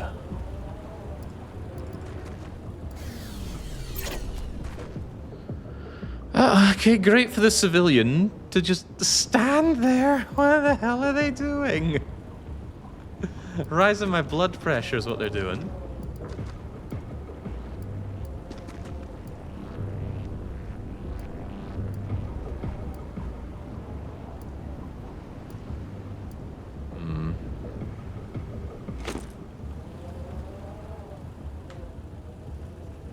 Do you get Doomsday progress for killing civilians in the pod? Could maybe give up the Doomsday reduction for at least not letting them get abducted. I don't know.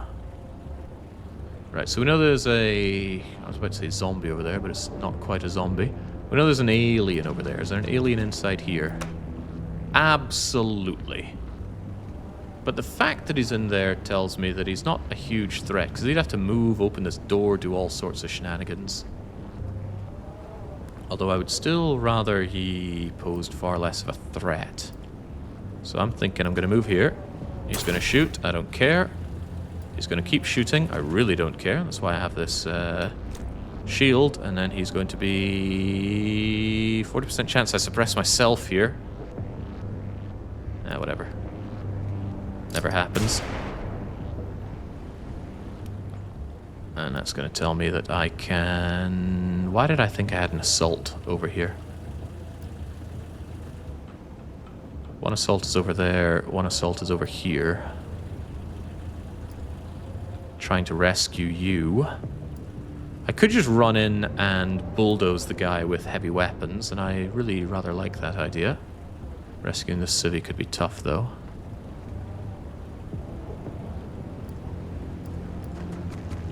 Screw it, Athelwyn can just gun you down when the need arises.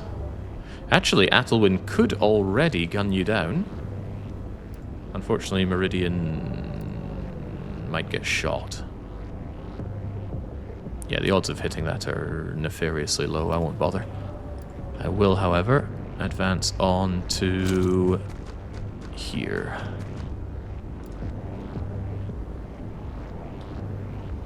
Wait, it's 4 TU to crouch? Why does that number not seem right to me?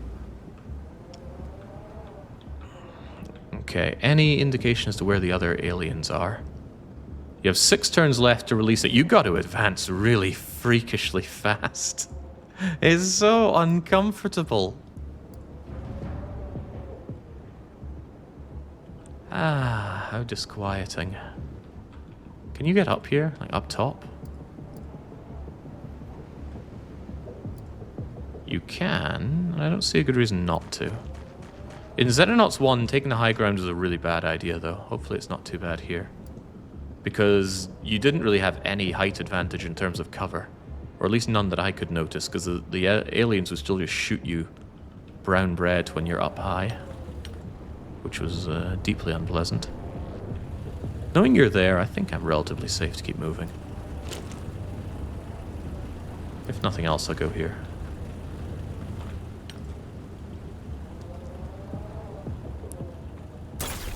Alright, as expected, you're rubbish at what you do. Oh, God!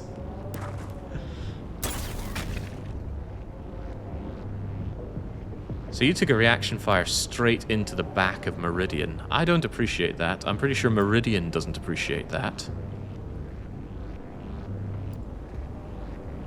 I guess I'll put Meridian over here with a view to capping this thing, assuming that you don't just gun it down as you stand. I'd rather most of my shots didn't get blocked by this, though. Well, that was rubbish. You're a joke, man. A joke.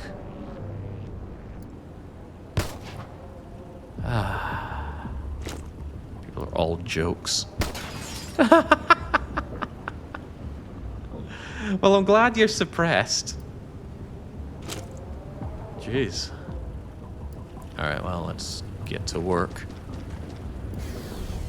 Don't have time to even consider keeping my own people alive here. That's what you get for leaving the superior heavy at home. I know, JJ, no one can do it like you can. Alright, what will it be, the real decoy?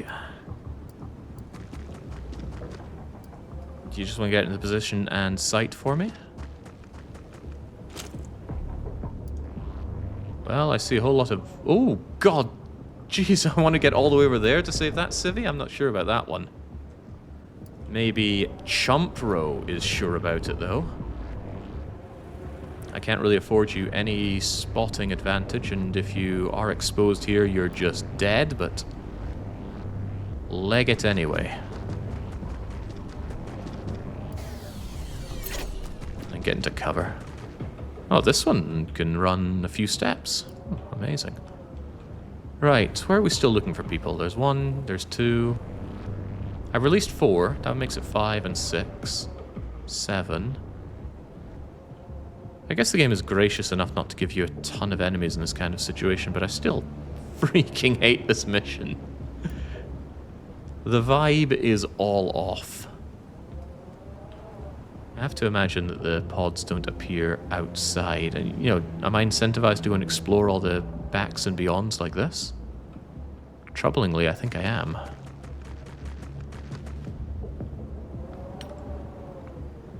Oh, well. I'd say it ain't my funeral, but it kind of is. Oh, Jesus Christ. I was going to run right past this thing.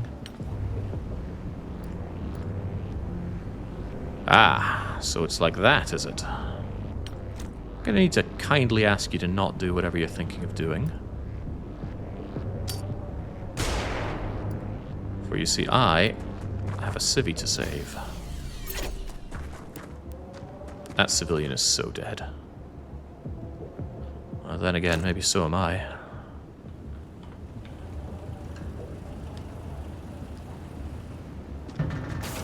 I don't recommend coming in here.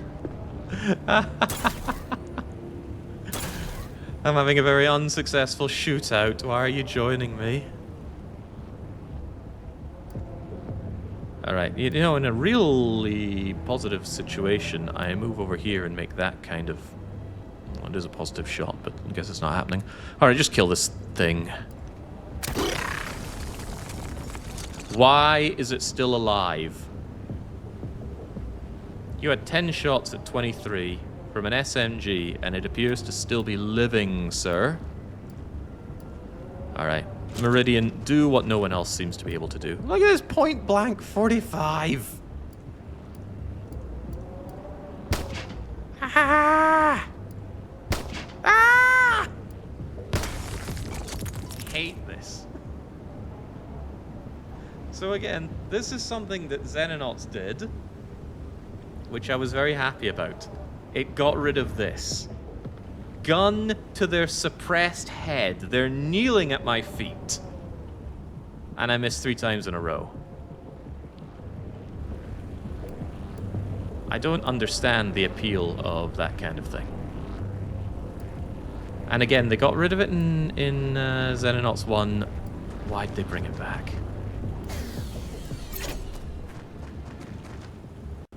What were they going for?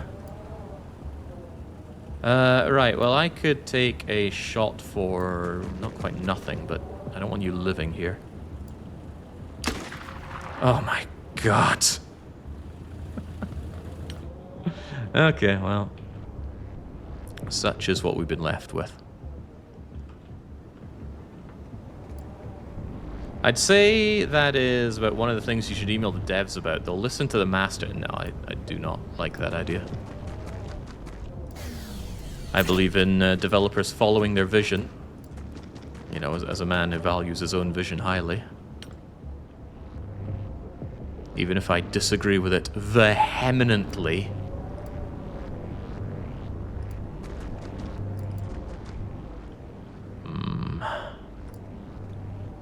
Doesn't look ideal. I need to get to that civvy in not a lot of turns. I could smoke my own path over there. But that means that the real decoy won't have a good shot over here in the future. No windows on this side though, so I actually think that what happens next turn is Private Chumro legs it over here. And then goes and saves that civvy. Yeah, we're just playing on standard difficulty here. I remember all too well what Xenonauts 1 was like. Might be a good idea to present C-Space as a battlefield target. He'll get some cover. He should draw some aggro. And then if it pops out and it wants to take that shot, then the real decoy, with his reaction fire of nothing, will surely take a shot with the gun that has the worst reaction shot. Well, maybe the grenade launcher is now worse, but I've seen people reaction fire with SMGs before. Surely it could happen. I didn't get the joke. The joke is that in XCOM, you feel like you often miss high percentage chance shots. Oh, that's XCOM, baby. Alright, so speaking of shots that we don't seem to ever be able to hit, I don't even think it's worth moving up to this guy. Just take these shots.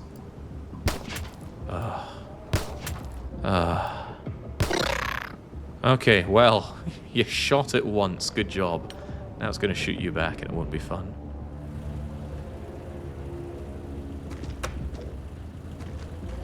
Okay, the civvies are doing a reasonable job of running away.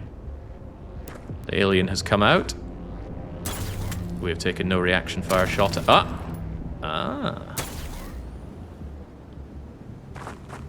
thank goodness these shields. They seem to be holding up a lot better than Xenonaut 1 shields. Which, you know, would just fall apart if you looked at them.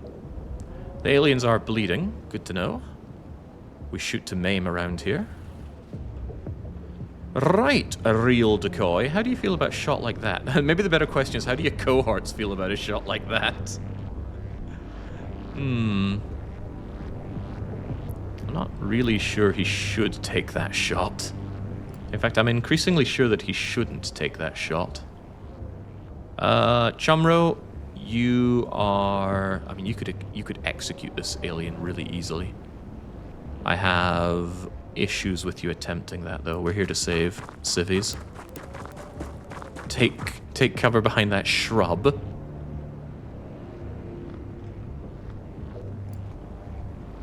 Here's the thing, that should go over the head of my friend, but I bet it will suppress him.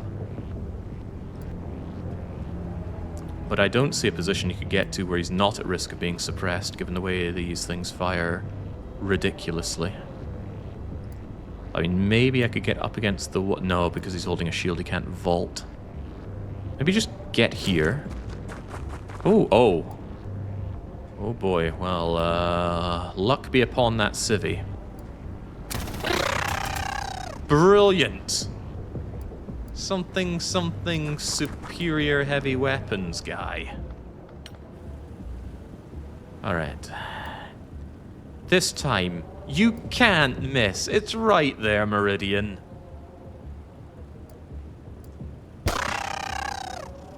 You are the hero of this organization. Athelwyn, you also surely cannot miss. Beautiful. I love heavy weapons. Recht. There are still one, two... There's another civvy somewhere. I will suspect they're somewhere in this vast dark area that we can't see. I have options. If there's someone in here and they pop out and they shoot me in the back, I'll feel really bad. So let's go somewhere that popping out is less of a concern. They can still like shoot me through the door, through the window or something, but let's split up, look for any survivors, and get out. Shields have like a 60% side protection, as I recall. And they shield whoever's behind them too, but you could actually go further. Go further. Remember, rescuing civilians is of prime importance, and you guys are scrubs, so... Ah, there we go, there's the last one. Which means we don't need to go on more wild goose chases. We need only kill and keep moving. Gonna be ready to pop inside here, though. It's telling you there are no aliens left? What about the immersion, the danger? Oh, Crivens! Although, to be fair, the first game does that, doesn't it? It just ends the mission when all the aliens are dead. Alright, and one more.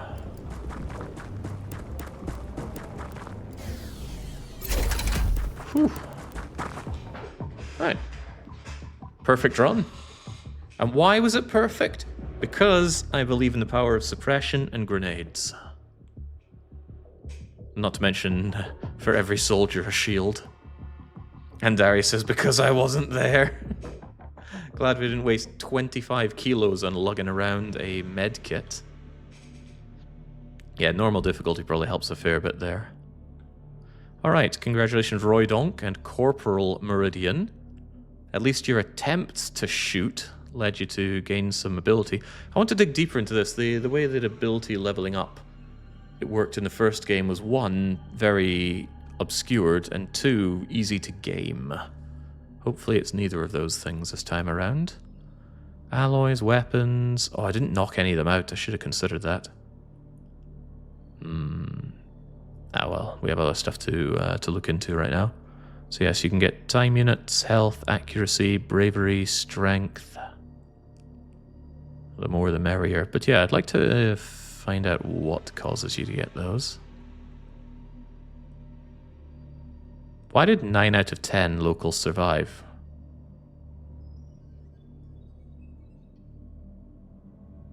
How did one of them die? I might need to review the footage there. Anyway, that is just complete aggravation. I do not want to play missions like that. Maybe there's a way to disable them. Because you're relying on the dog dirt AI to not just run into aliens and get themselves killed. And I don't want to rush missions like that. Yeah, maybe we threw someone out the helicopter in a fit of blind rage. Are we still role-playing angry at not having unlimited turns? There's nothing role-playing about it. Right. Magnetic weapons. But hang on, I'm still working on this. Yeah, leave it be. Study of alien alloys shows how to reinforce our conventional... Yeah, not right now, please. If you switch out your research, it completely destroys all the progress you had in the previous one. Preliminary analysis recovered alien equipment, widespread use, unknown metallic substance, super heavy element. Artificial, massive, fundamentally unstable. Dramatically based on constituent materials, remarkable strength. Nucleus of each atom is so huge the orbiting electrons are approaching light speed. This is a little outside of my expertise here. We'll find use for these alien alloys. Thank you. Why don't I get operation points here? I have people that I need to kill. Heavily guarded though they may be, they keep causing doomsday. Opinion of the games so far? I've only done like 2 tutorial-esque missions. I'll give it time to simmer. I'm more interested in the more generic situation, you know, ship going around, we have to shoot it down, do the crash site. How does that interact with the geopolitics? How does that work with my economy? These are all things I wish to know. By the way, I noticed something here, a training center. The cost is astronomical, but maybe you can passively have your... Oh god, there are adjacency bonuses? Storage capacity, if these are adjacent... Ah, that's what this little plus thing is. There was also mention of needing power. Training rate, training efficiency, progress points. Well, I mean, not having to do so-called training missions in Xenonauts 1 would actually be rather nice. It was kind of cool for role-playing. You know, you bring in the rookies, you let them do the easy missions. Some of them die, but, you know, that just separates the wheat from the chaff. There was no real overhead. But it was still a little bit of a pain to keep doing. If we had a training center instead... What's the adjacency bonus? 2 training capacity. Workshop. Wonder how much adjacency bonus you can stack. I want to see how it works. So even though I don't think this is a good idea, let's have a training center. Power use 25. Oh, I don't have the power capacity for that. Where's the generator? Workshop, access lift, radar array. These are generators. Yeah, they're not cheap, are they? Alright, well, let's get that built. And we'll have our training center.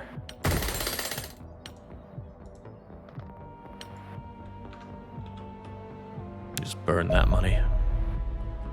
Waveform analysis. Although my unmatched intellect allows me to outperform inferior experts across most scientific disciplines, my true specialism is in the study of quantum fields. And then a spiel about quantum fields that will never sink in for me. We've entered the early stages of a waveform pattern of unprecedented size. A tsunami is going to wash us away. Alien activity increases as the signal rises. So this seems like their justification for ramping up the invasion as time goes on. In the first game, it was a case of our atmosphere was something ill-suited for their large ships. So the aliens were adapting their large ships over time in order to come in and invade us with their bigger, better ones. Here, it's some kind of waveform thing that went right over my head. I do like the idea of that funding. Love funding. Give me money.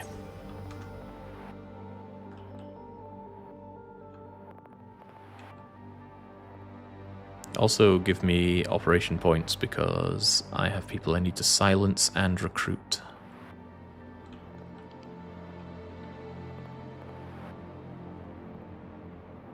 It'd be funny if it counted that one civvy escaped. Yeah, who killed them though? When I released the civvies, I had eyes on every alien.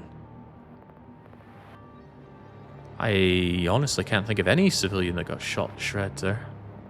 Oh well. Have you determined yet if this will be an imminent long play? Not yet. That will be a thought for after Archipelago is done. And this might be a good opportunity to advertise this, that Archipelago starts next week. On April the 3rd, there'll be a large multi-world, multi-people Archipelago. And if you don't know what that is, that's all the more reason for you to check it out. Situations where, you know, in Ocarina of Time, instead of the hook shot, you find the Doom players access to E1M3. Alright, so we got our opportunity to enjoy another aircraft. We have to go to engineering, commission an Angel Interceptor. God, this stuff is expensive, but you gotta spend money to make money. Oh, you damn right you should join in for that, decoy. I look forward to holding Rato's letter for you. Right, so here's what I'm talking about. This is what I want to see more of. The UFOs are out and about. Now, it's a crappy small interceptor. You'd think one of our ships could do it, which it better because it's all I've got. It has these empty slots that I can't seem to use. Woomph, indeed. So I'm going to assume the Angels are much like the Condors, but maybe we can get some spiel on that. Oh, do we not get the spiel about our former boss? Ah, no, here we go. General interrogation. Poor guy. Yeah, so about that Angel Interceptor. It seems like it's a Condor, but the Condor had 2 hard points. Also, why is it showing missiles? Did I miss the missiles? It says payload 11? Weapon hard points 4? What the hell am I reading here? This thing has 1 autocannon. And another slot that I cannot fill for some reason. I gather that it's airborne and I can't fix that right now, but when I tried to do it earlier, I can't put anything into it. Do we need to engineer such a thing? Truly, I don't know. That image is a MiG-25. I do not know my aircraft, but I'll take your word on it. Hell yeah, who is joining, asks Nathaniel Cook. There is a Google Doc out there. If somebody can link it in chat, that'd be much appreciated. Alright, here's our intercept. It's just a probe. No escort, no problem. We've got loads of fuel. I always prefer to tail my targets, so we get right behind them. And then when we engage... this will automatically resolve the air combat.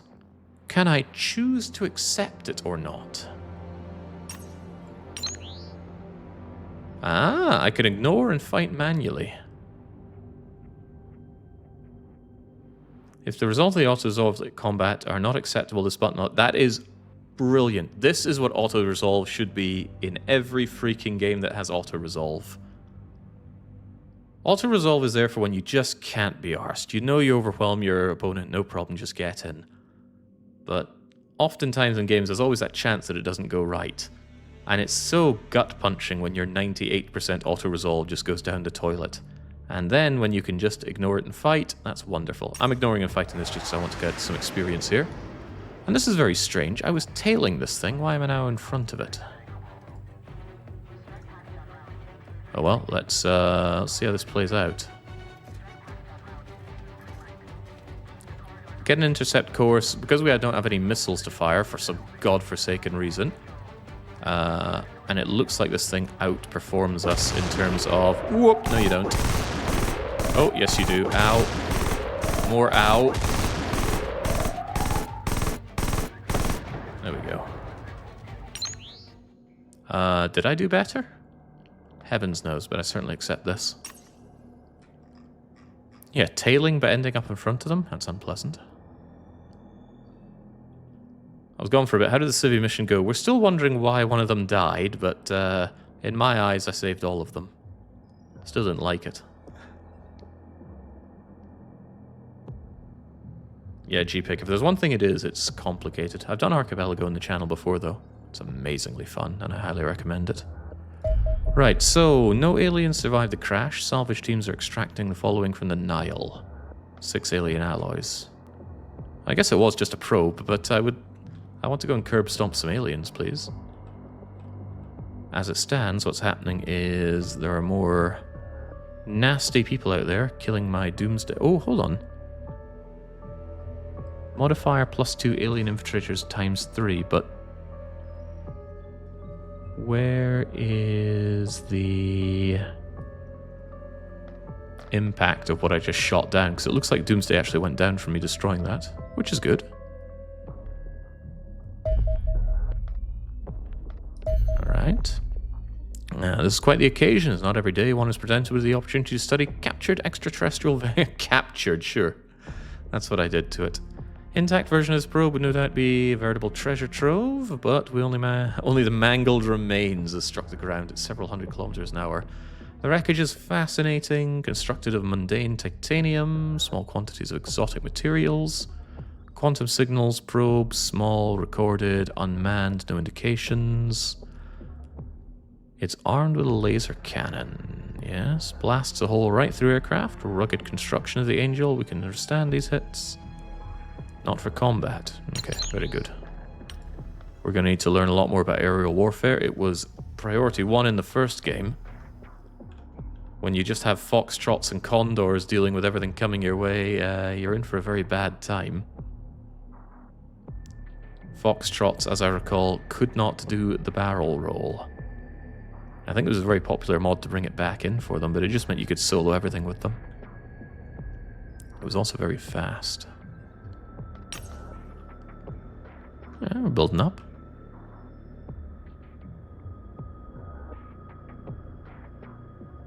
One civilian might have died in the warehouse from the alien missing shots at you guys. Oh, that's not unreasonable, right? The alien failed to hit us. It might have shot the civvy that ran behind us.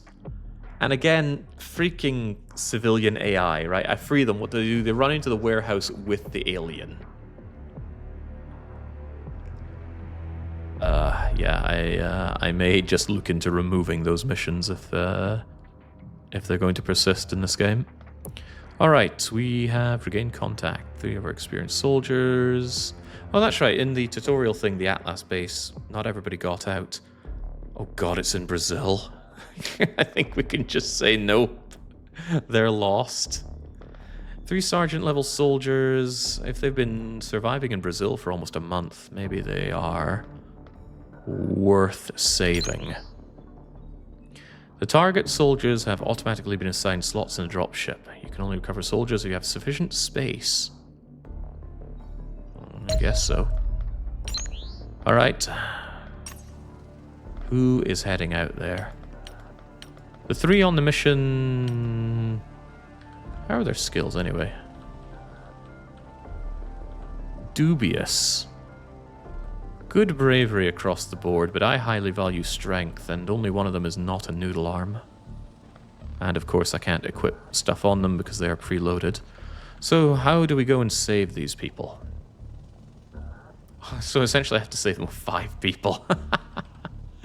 Okay, well shields and assaults alone might not get the job done.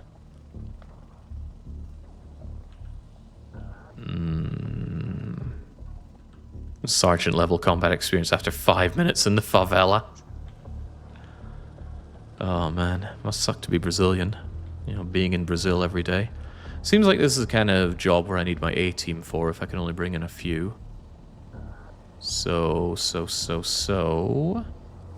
Sorry, Private C-Space, but I don't think this is your job. How do I get you out of this?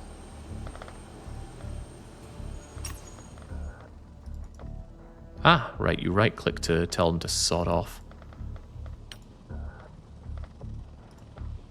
I don't mind having shield, assault, but we have 3 jack-of-all-trade ballistic rifle users out there. Is this a call for heavy weapon? What it is a call for a lot of grenades. Fortunately, Phobos and Chumro, oh my, especially Chumro, know what is required of them. Meridian, you've still got those noodle arms. Well, not really, you're the one rocking a shotgun, but I appreciate that. Could tell you sod the shotgun in favor of bringing trillions upon trillions of grenades. But I really, really like the shotgun. I also really like heavy weapons. What's with this this bonus here? I think that's from the tactical module.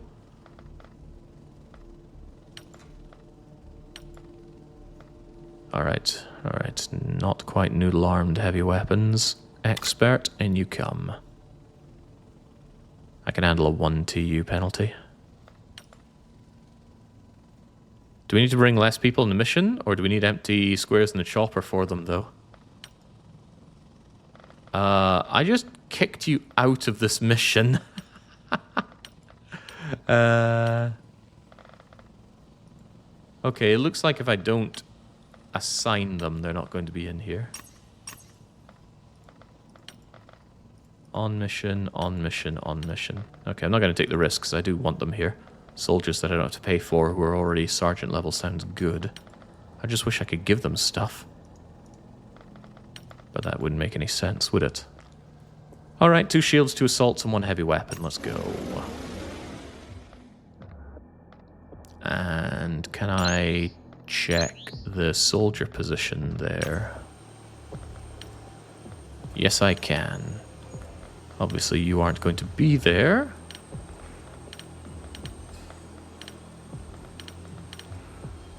Assaults on the side? I don't know about that. Ugh, I'm sure it's fine. Who needs more than 5 people anyway? I wonder if I could go with nobody and just have those 3 bust their way out on their own. That'd be hardcore. Let's keep the darkness behind us. If it's anything like Xenonauts 1, night missions are just not worth ever doing. It's nothing but penalties, and there's no good side. Why would you ever take night missions? Alright, commence.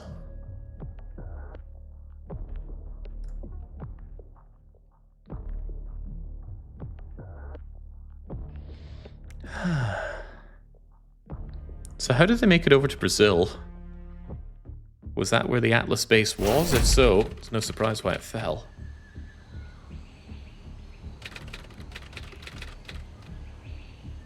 Oh, I see now, I see. They were out on an expedition in Brazil.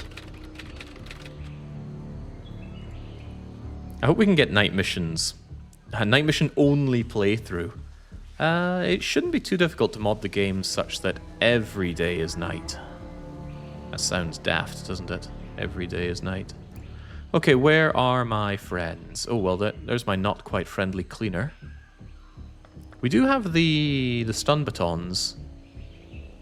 Do they count as cleaners? Who were the people that who were the desk jockeys from earlier? Also, man, Brazil and the Philippines, more similar than they care to admit, right?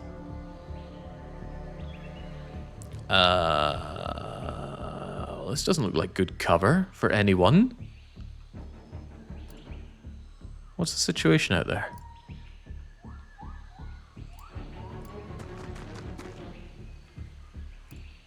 You're not even looking, you useless bloody Brazilians. Sorry, I shouldn't waste words. You Brazilians. Get out there and tell me what's happening. Looks like edge of the map, so if I know that the edge is safe, I'll be a lot happier.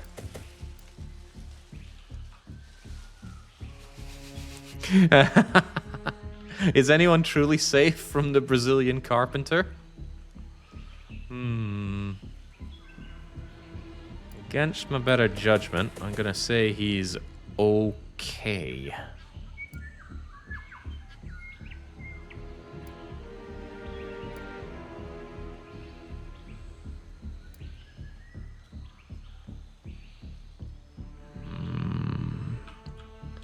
It's a disquieting amount of ground to clear between them and the dropship.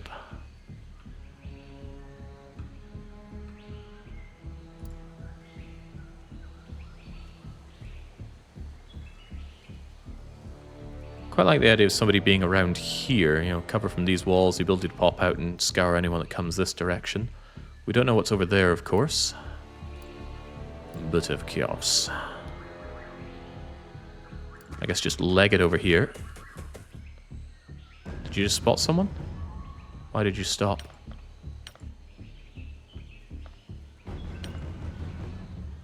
I think that's who you spotted. That is a not happening kind of shot. But it's fascinating to know you're there, that you are there. All these trees are in the way, though. Fascinating. Alright, keep moving. Take cover behind these logs or whatever. As for you, I don't trust these not to be full of bad and nasty Brazilians. Which means that isn't a great position for you either, but maybe this is agreeable. You, Victoria Roberts, might be safer here. But your sight lines are worse, so just keep your head down and your shield up. Oh, more Brazilians! What a world we live in. Kind of a shame that the heavy weapon isn't here to just mow that guy down. I could smoke and move, but what do I really gain by moving out over here? Unclear.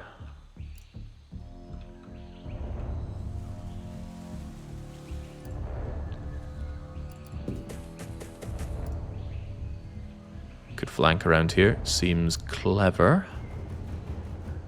Unless something just pops out here, so maybe be ready for that.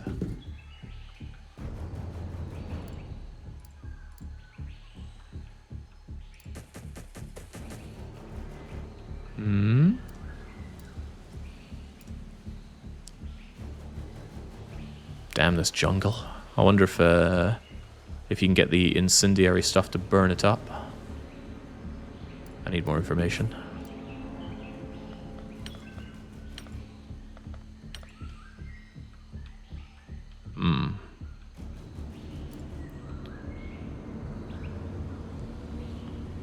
It's not a pleasant shot, but it is a shot. It would suppress them if nothing else, but I just don't feel like suppression gains me much at this point. You could simply get down. You're not going to get any fire off of this guy unless he moves around.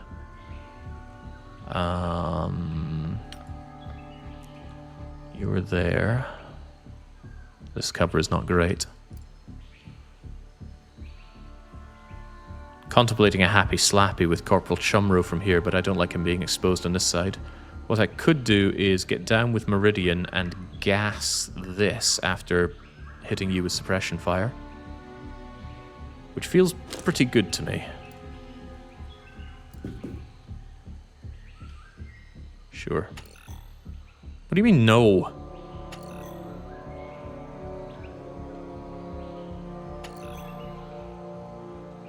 Is it too far? Do you just not like taking 0% shots?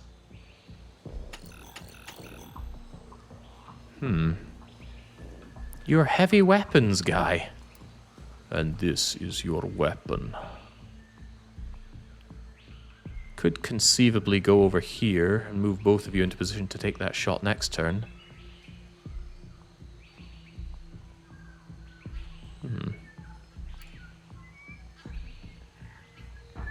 I highly doubt they'll have an easy time making that shot themselves. A shot at the bush should work. I assume that text goes red when he'll no longer take the shot. You know, because all of this is fine. But that becomes too far. So if I were 2 steps closer, it would be fine. Yeah, I think going over here seems reasonable. It's just that they could both come out and give me a bad time, and I don't want to gas this currently.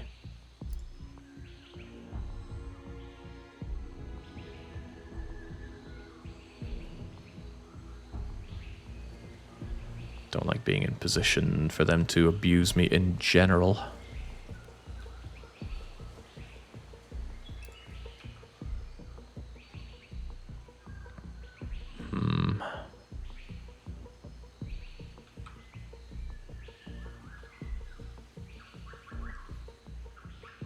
Yeah, definitely hitting the range limit here. That's not part of the question. Contemplating just moving here. Go on then. Not worried. Oh my lord, that took out a lot of the shield, and it was a very well aimed shot.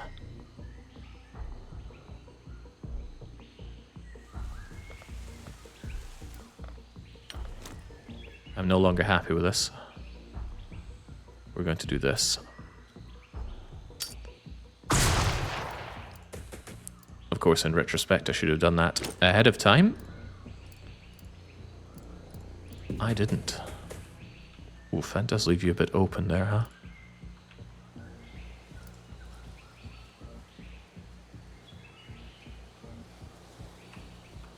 You might get shot if you take that route. Could you instead take this route?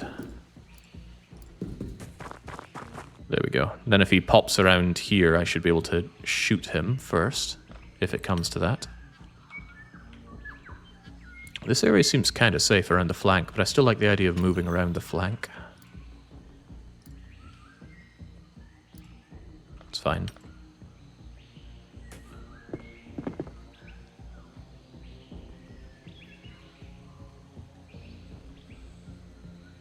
Friendly activity. That'll be the day.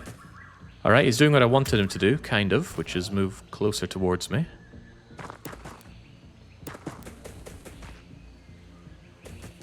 The ablative Brazilians are... Oh, come on! Okay, well, we double bled that guy. Question is, are we bleeding? And by we, I mean Chumrow. Chumrow is not bleeding, and Chumrow is in a good position to just go up and ice this guy in cold blood. Which I rather think he's going to do. Why did you suddenly stop? Did someone else become visible? Yes, they did. Can you kill him from there? Absolutely.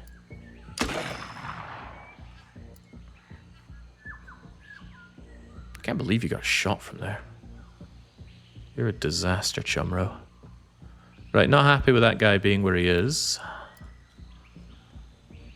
We have reasonable smoke cover here for now. Yeah, fortunately, the ablative Brazilians are doing what we need them to do, which is die. And open me up for some shooting practice. I don't like this shot, but I can take 230% on you. Not quite 30, I think it's much reduced by the existence of you, but shots are good. On the other hand, knowledge is good. What's out here?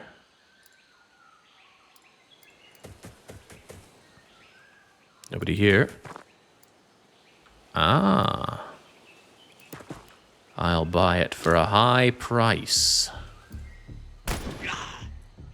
Brilliant shooting there. I can't wait to get you a new and better name. He might even be bleeding from that shot. Do not know. But I'll take a shot for relatively nothing. I just don't like how exposed you are to being shot down the side here. And of course you left all your grenades back home. There's one thing you don't do. It's go to Brazil without your accompanying grenades. Tremendously done. We're actually going to need a competent chatter's name for this one, which is going to be difficult to come by, I suspect. This van is only partial cover. Or this flat bed, rather. Wonder if I get any brownie points for saving a Brazilian.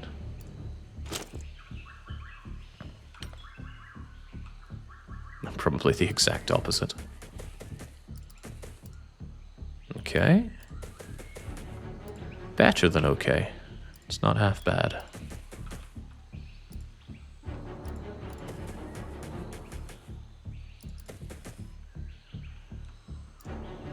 I still wish peeking was better. That'll have to do us, I guess. Alright,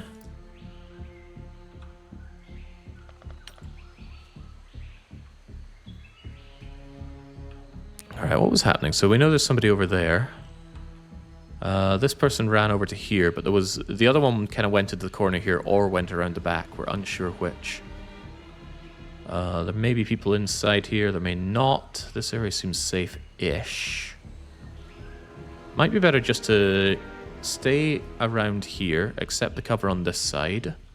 Accept the risk of... Well, no, we've got smoke on one side, cover on the other. So my brilliant plan is thus.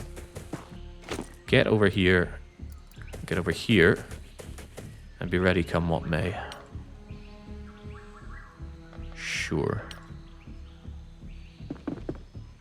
Alright, so Brazilian is inside with a CRT. I knew you'd do that.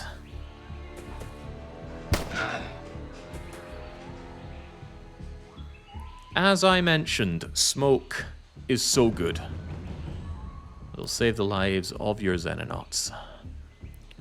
Chumra's a bit banged up. I bet he does not want to advance back over here, but I do need eyes over there. Ugh, that's a really miserable position, isn't it?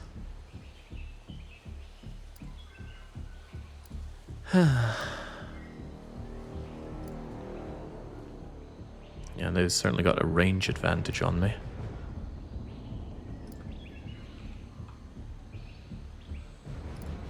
Yeah, Chumra, let's not risk your life. Let's keep you relatively safe inside here. You can pop out and play peekaboo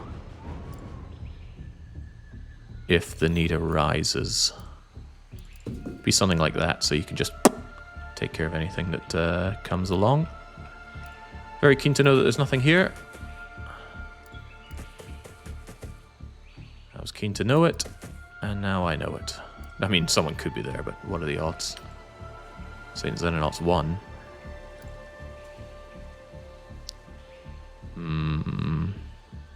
What do we think is over here? We have some options. We could flash them out.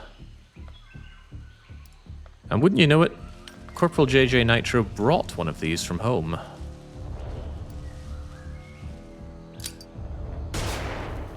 Hopefully, if they are there, they're now feeling the burn. Oh, they certainly are.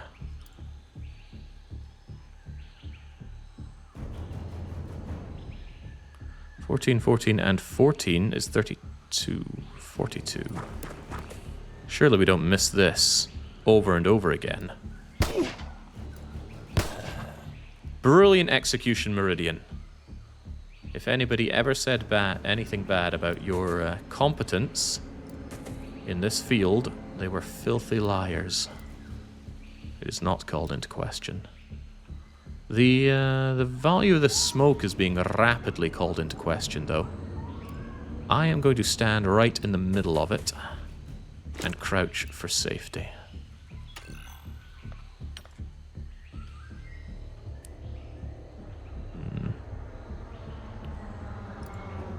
Wouldn't mind capturing a cleaner.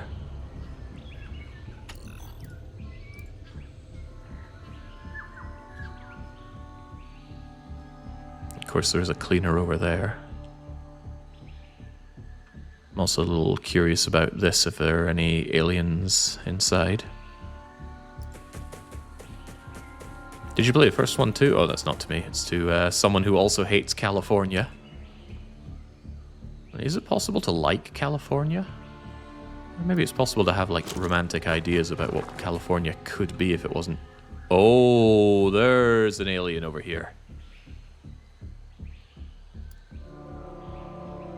There is most assuredly an alien over here. Alright, I'm gonna keep my eyes on this. Alien cleaner, there's something over there.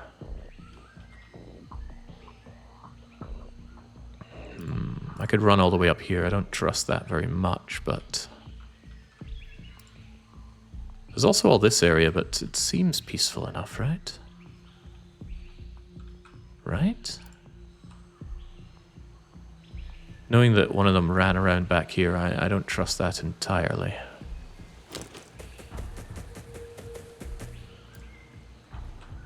Let's keep something of an eye over there.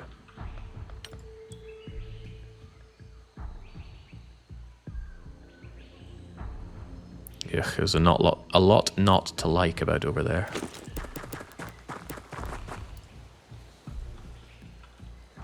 No need to set Overwatch. People do it automatically, which I am happy about. Of course, you can turn it off if you really don't want them to do it.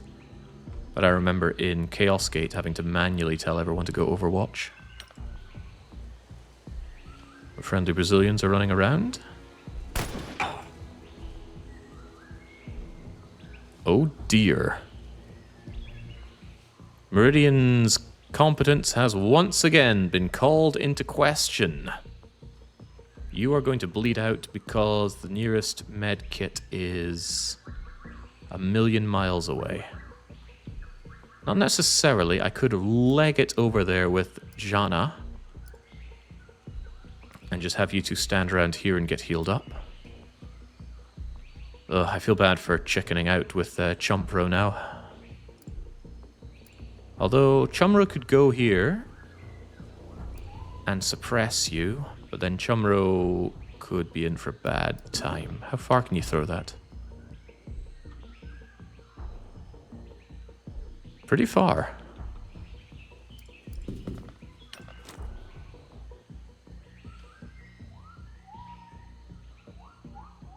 Quite like that.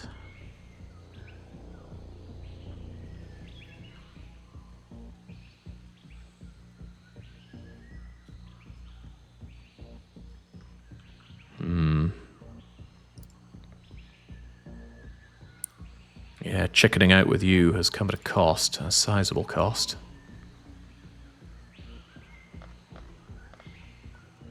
Yeah, your noodle arms are letting us down, that is for sure. Although not all is lost. I could smoke bomb around here so they can't reasonably shoot anything. It does keep them uncomfortably well covered, though. think I should, though. There we go. Then they can't make any good shot out of there. Which more than enables you to come out here and then throw a stun bomb at them. Because you should be pretty safe.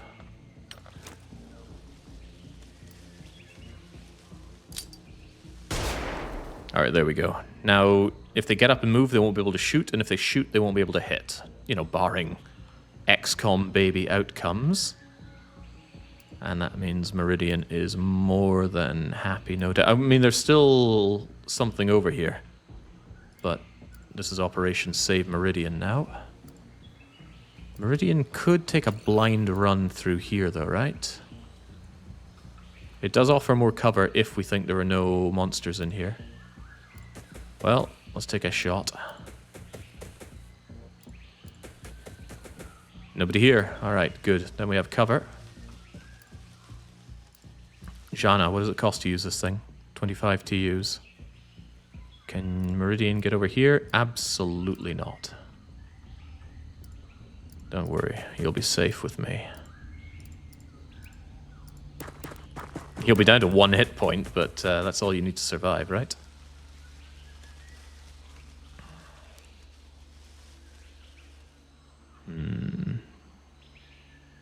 Jake takes good care of his shields. Well, maybe if he actually used the bloody shield, which is still very intact.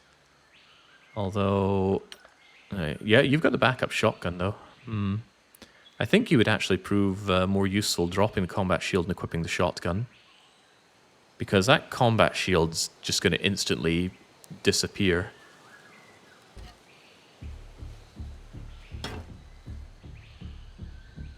Wait, am I actually on the right person here? Yeah, I'm on Meridian.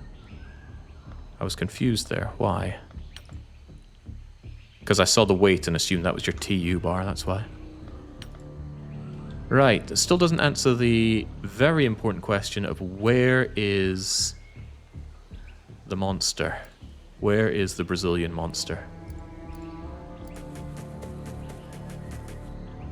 I strongly suspect they're in here somewhere, possibly crawling around the back.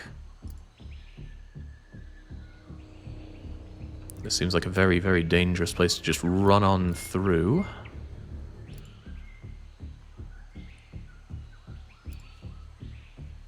And of course you didn't bring grenades with you. That said, having eyes over here is still useful, and having you on Overwatch here is still useful. So I'm okay with you just sitting there and keeping an eye. As for Victoria, maybe I just believe that there are no Brazilian monsters down here, and I help out over here. I want to help out.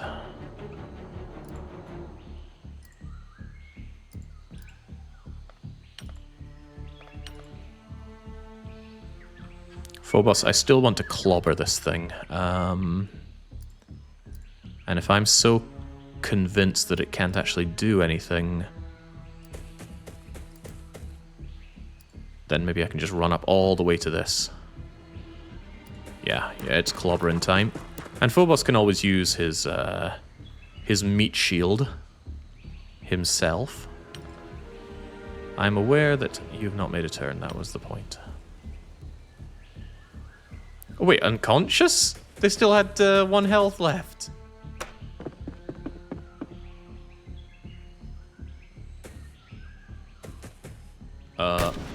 And that's why we have Overwatch.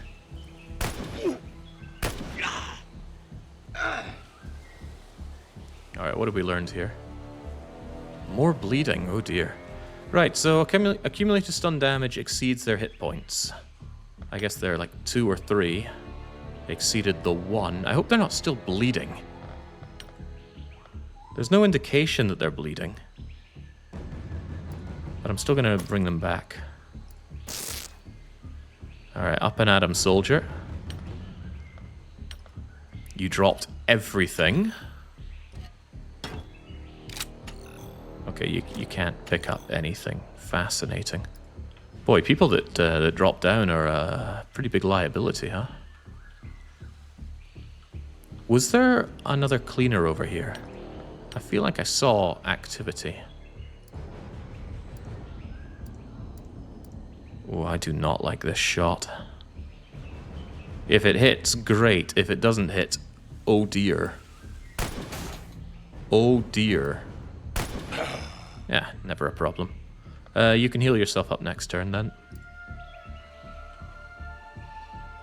Now, how much do you think we can clobber this guy?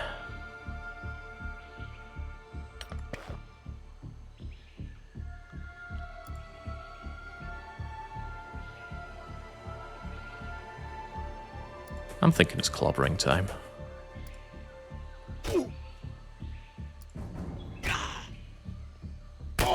Ah, like I said, just use your flesh shield. How did he have anything to overwatch with? He was suppressed last turn. Well, it's a good thing Chumro didn't go in. Get your arse down. Oh dear, I thought he was about to shoot back. Get your arse down.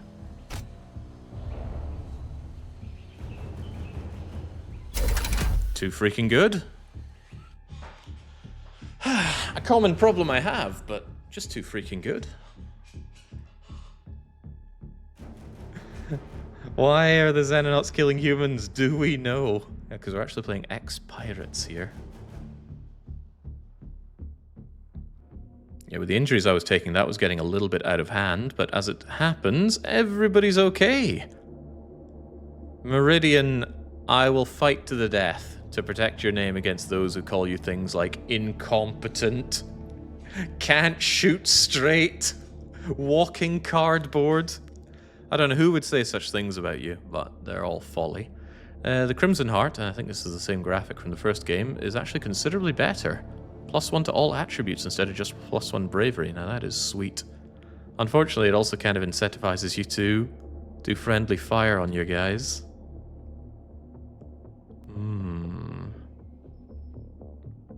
Yeah, wounded and injured, but whatever, everybody's back. We captured a cleaner.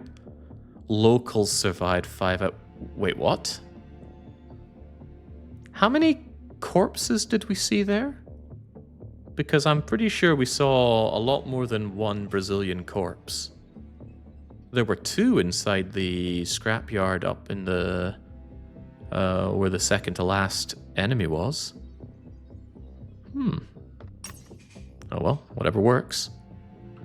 One was a cleaner. Ah, maybe a man with gun took out cleaner.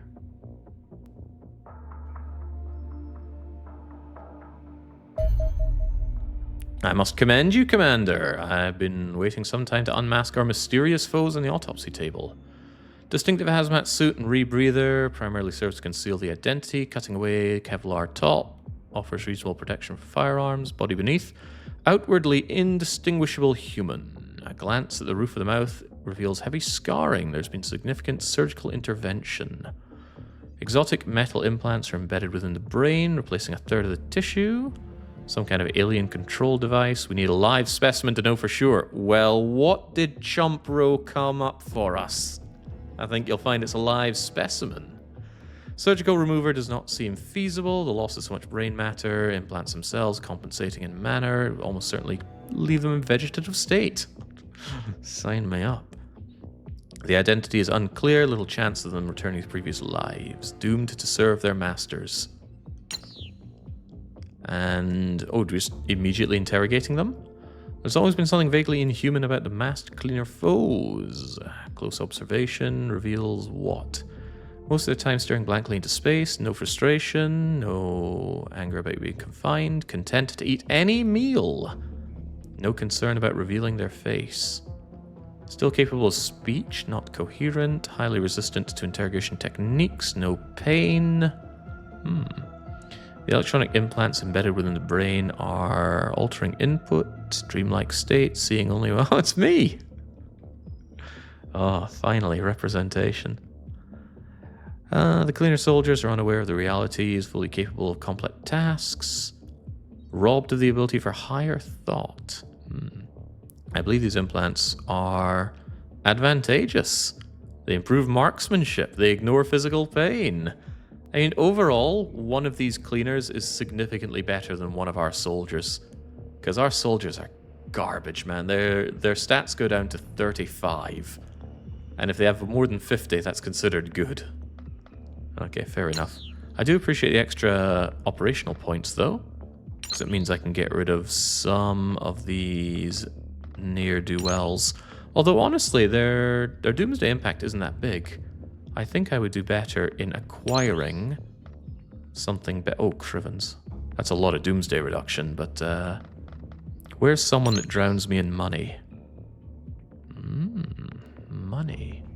I wish I had an overview of my income. Perhaps such a thing is possible. Funding report comes in 14 days.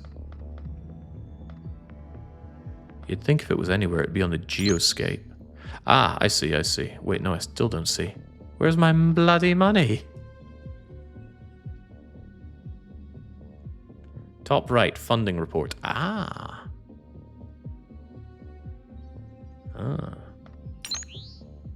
Okay, now we're talking. Currently, it's essentially an entire region's worth of money if I grab that guy from Africa.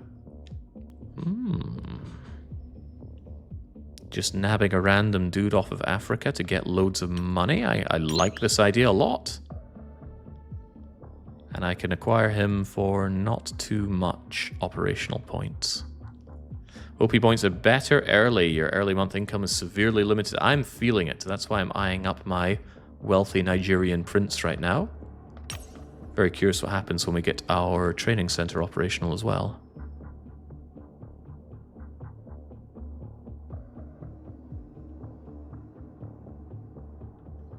Okay, I'm very happy that that timed mission has not been repeated so far. Our universe appears to contain an unimaginable number of different environments for life to evolve in. Extraterrestrial beings, dizzying array of weird and impossible terms. Whatever. Tell me about the gun. Profoundly strange. Scientists struggle to recognize them as creatures. Uncanny resemblance. Common foes, such as sectons, are human bipeds, unfamiliar musculoskeletal organ systems. That's right, I never conked one of them on the head, did I? Seems like we get operational points for doing so. Life may actually only emerge as a very narrow set of circumstances. Every creature in the universe arisen on a planet closely resembling our own, evolving, scientifically improbable. Something sinister is at play. Alien corpses reveal the truth. This doesn't seem much to do. Oh, right. I was like, what's this gun meant to represent? But no, the stun gun is here. Less powerful than a stun baton. We can incapacitate enemies from beyond melee range. Consider it a subtle hint as to where your priorities should lie. No. I firmly believe in sending in the shotgunners with their beat sticks. Although showing the enemy retaliating whilst suppressed to a beat stick did leave me quite concerned. Seems like a good way to lose somebody. Diminutive extraterrestrials, pallid grey skin, oversized eyes. It's very Lamau alien here. Only 5 foot tall. Head, brain, large. It's just the grey guys out of the first game, right? Although I suspect these guys aren't the psychic ones. Sectons cover ground quickly, generally weak combatants. Well, pretty good reflexes. The short kings. Alright, I don't really care about the stun gun, because I've already got my beat stick. I care a lot about money, which I think we just did the research for. Ooh. When you do not have a research project or engineering project in progress, your unassigned scientists or engineers instead perform maintenance work. This generates a small amount of extra money every hour. See, I like that. Tell me about the guns, please, and while we're at it. Ugh, it cost me 20 grand to make a stun gun. You better believe that's not happening. What's this production? Perform ballistic testing on recovered corpses to gain valuable knowledge about weak points. That's hilarious. But I would need more corpses. Also, you're busy working on my Angel Interceptor. Put those eggheads to work at all times. I like this game after all. Pretty cool that they will generate me money when they're not doing anything. The economy seems a bit more advanced here than in the first game. What's with the colour? And what's with the hard points here? I want another autocannon. I want to modify my my flights. Alright, surely we're fine now. Did you just intentionally pass over researching missiles for your jets? If it was there, I didn't read it. Oh, there's aerial warfare. I thought I was working on that.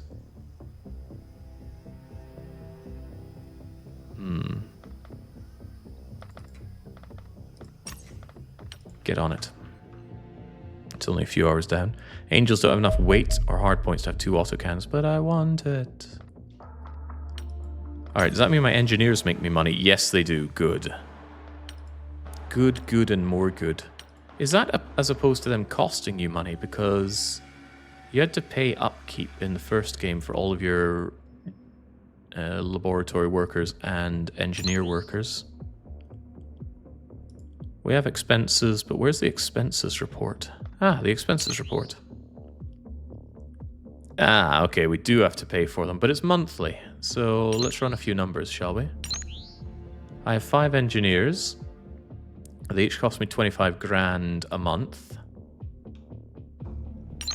And the price is the same as a scientist, although soldiers are so cheap compared to that. Anyway, if you're 25 grand a month, then you're basically 1,000 a day. And each of you make me 50 an hour, which is about a grand a day. Okay, so they just pay for themselves. Okay. Strange.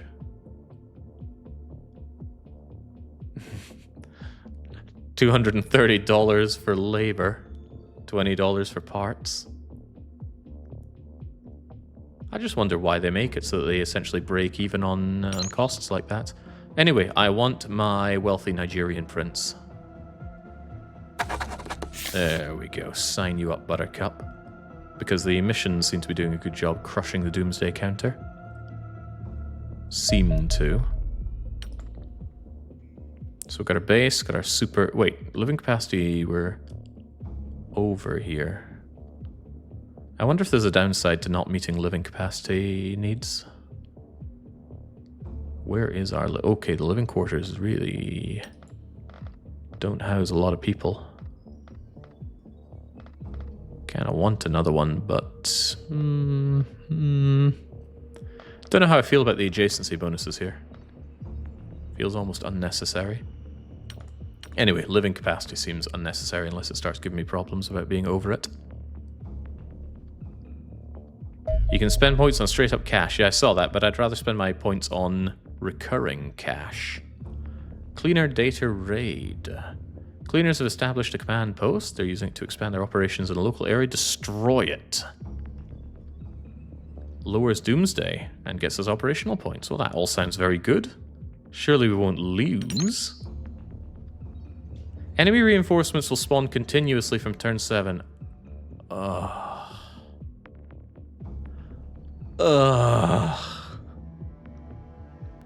And once more, I hate timed missions in these kinds of games. This game is really pushing and pulling me, right? It has some notable upgrades from Xenonauts 1, but then timed missions, missing at point blank range, the kind of stiff, uncanny animations and the way the viewing from the walls obscures a lot. Yeah, I'm pushed and pulled a lot here. Right, anyway, hack the computer systems, disrupt the cleaners. This mission cannot be won by eliminating all enemies. The dropship will lift off automatically once your soldiers return to it. Hack at least... You know, I read this and I don't even want to do the mission. I don't know if anybody else gets that kind of feeling from it. This is not the kind of game where I want to do timed missions. It just seems like a way to remove the fun enormously.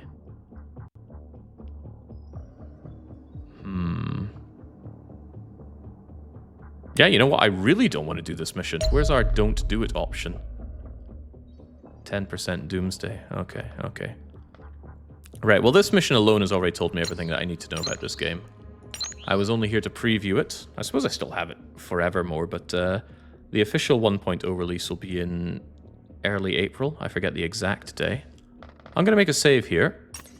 I don't need to commit myself to a long play of this right now because we're doing Archipelago right around the time when this comes out properly. But once Archipelago is done and dust is settled, I will strongly consider a proper long play of this. We'll see if we can get tools to insert people with their custom soldiers into the game, and then we can do a proper run through, and for the love of God, I'm killing those timed missions. Because I don't want them. Wonder if anything can be done about point blank accuracy. Anyway, cheers for joining for this. I am happier than I thought I'd be with this game. I know I'm going and about some things, but when I first played this way back, before it even came out in early access, it seemed really rough around the edges. Things seem a bit smoother, but still room for improvement, so until I come back to it and future streams is a cheers and a cheerio.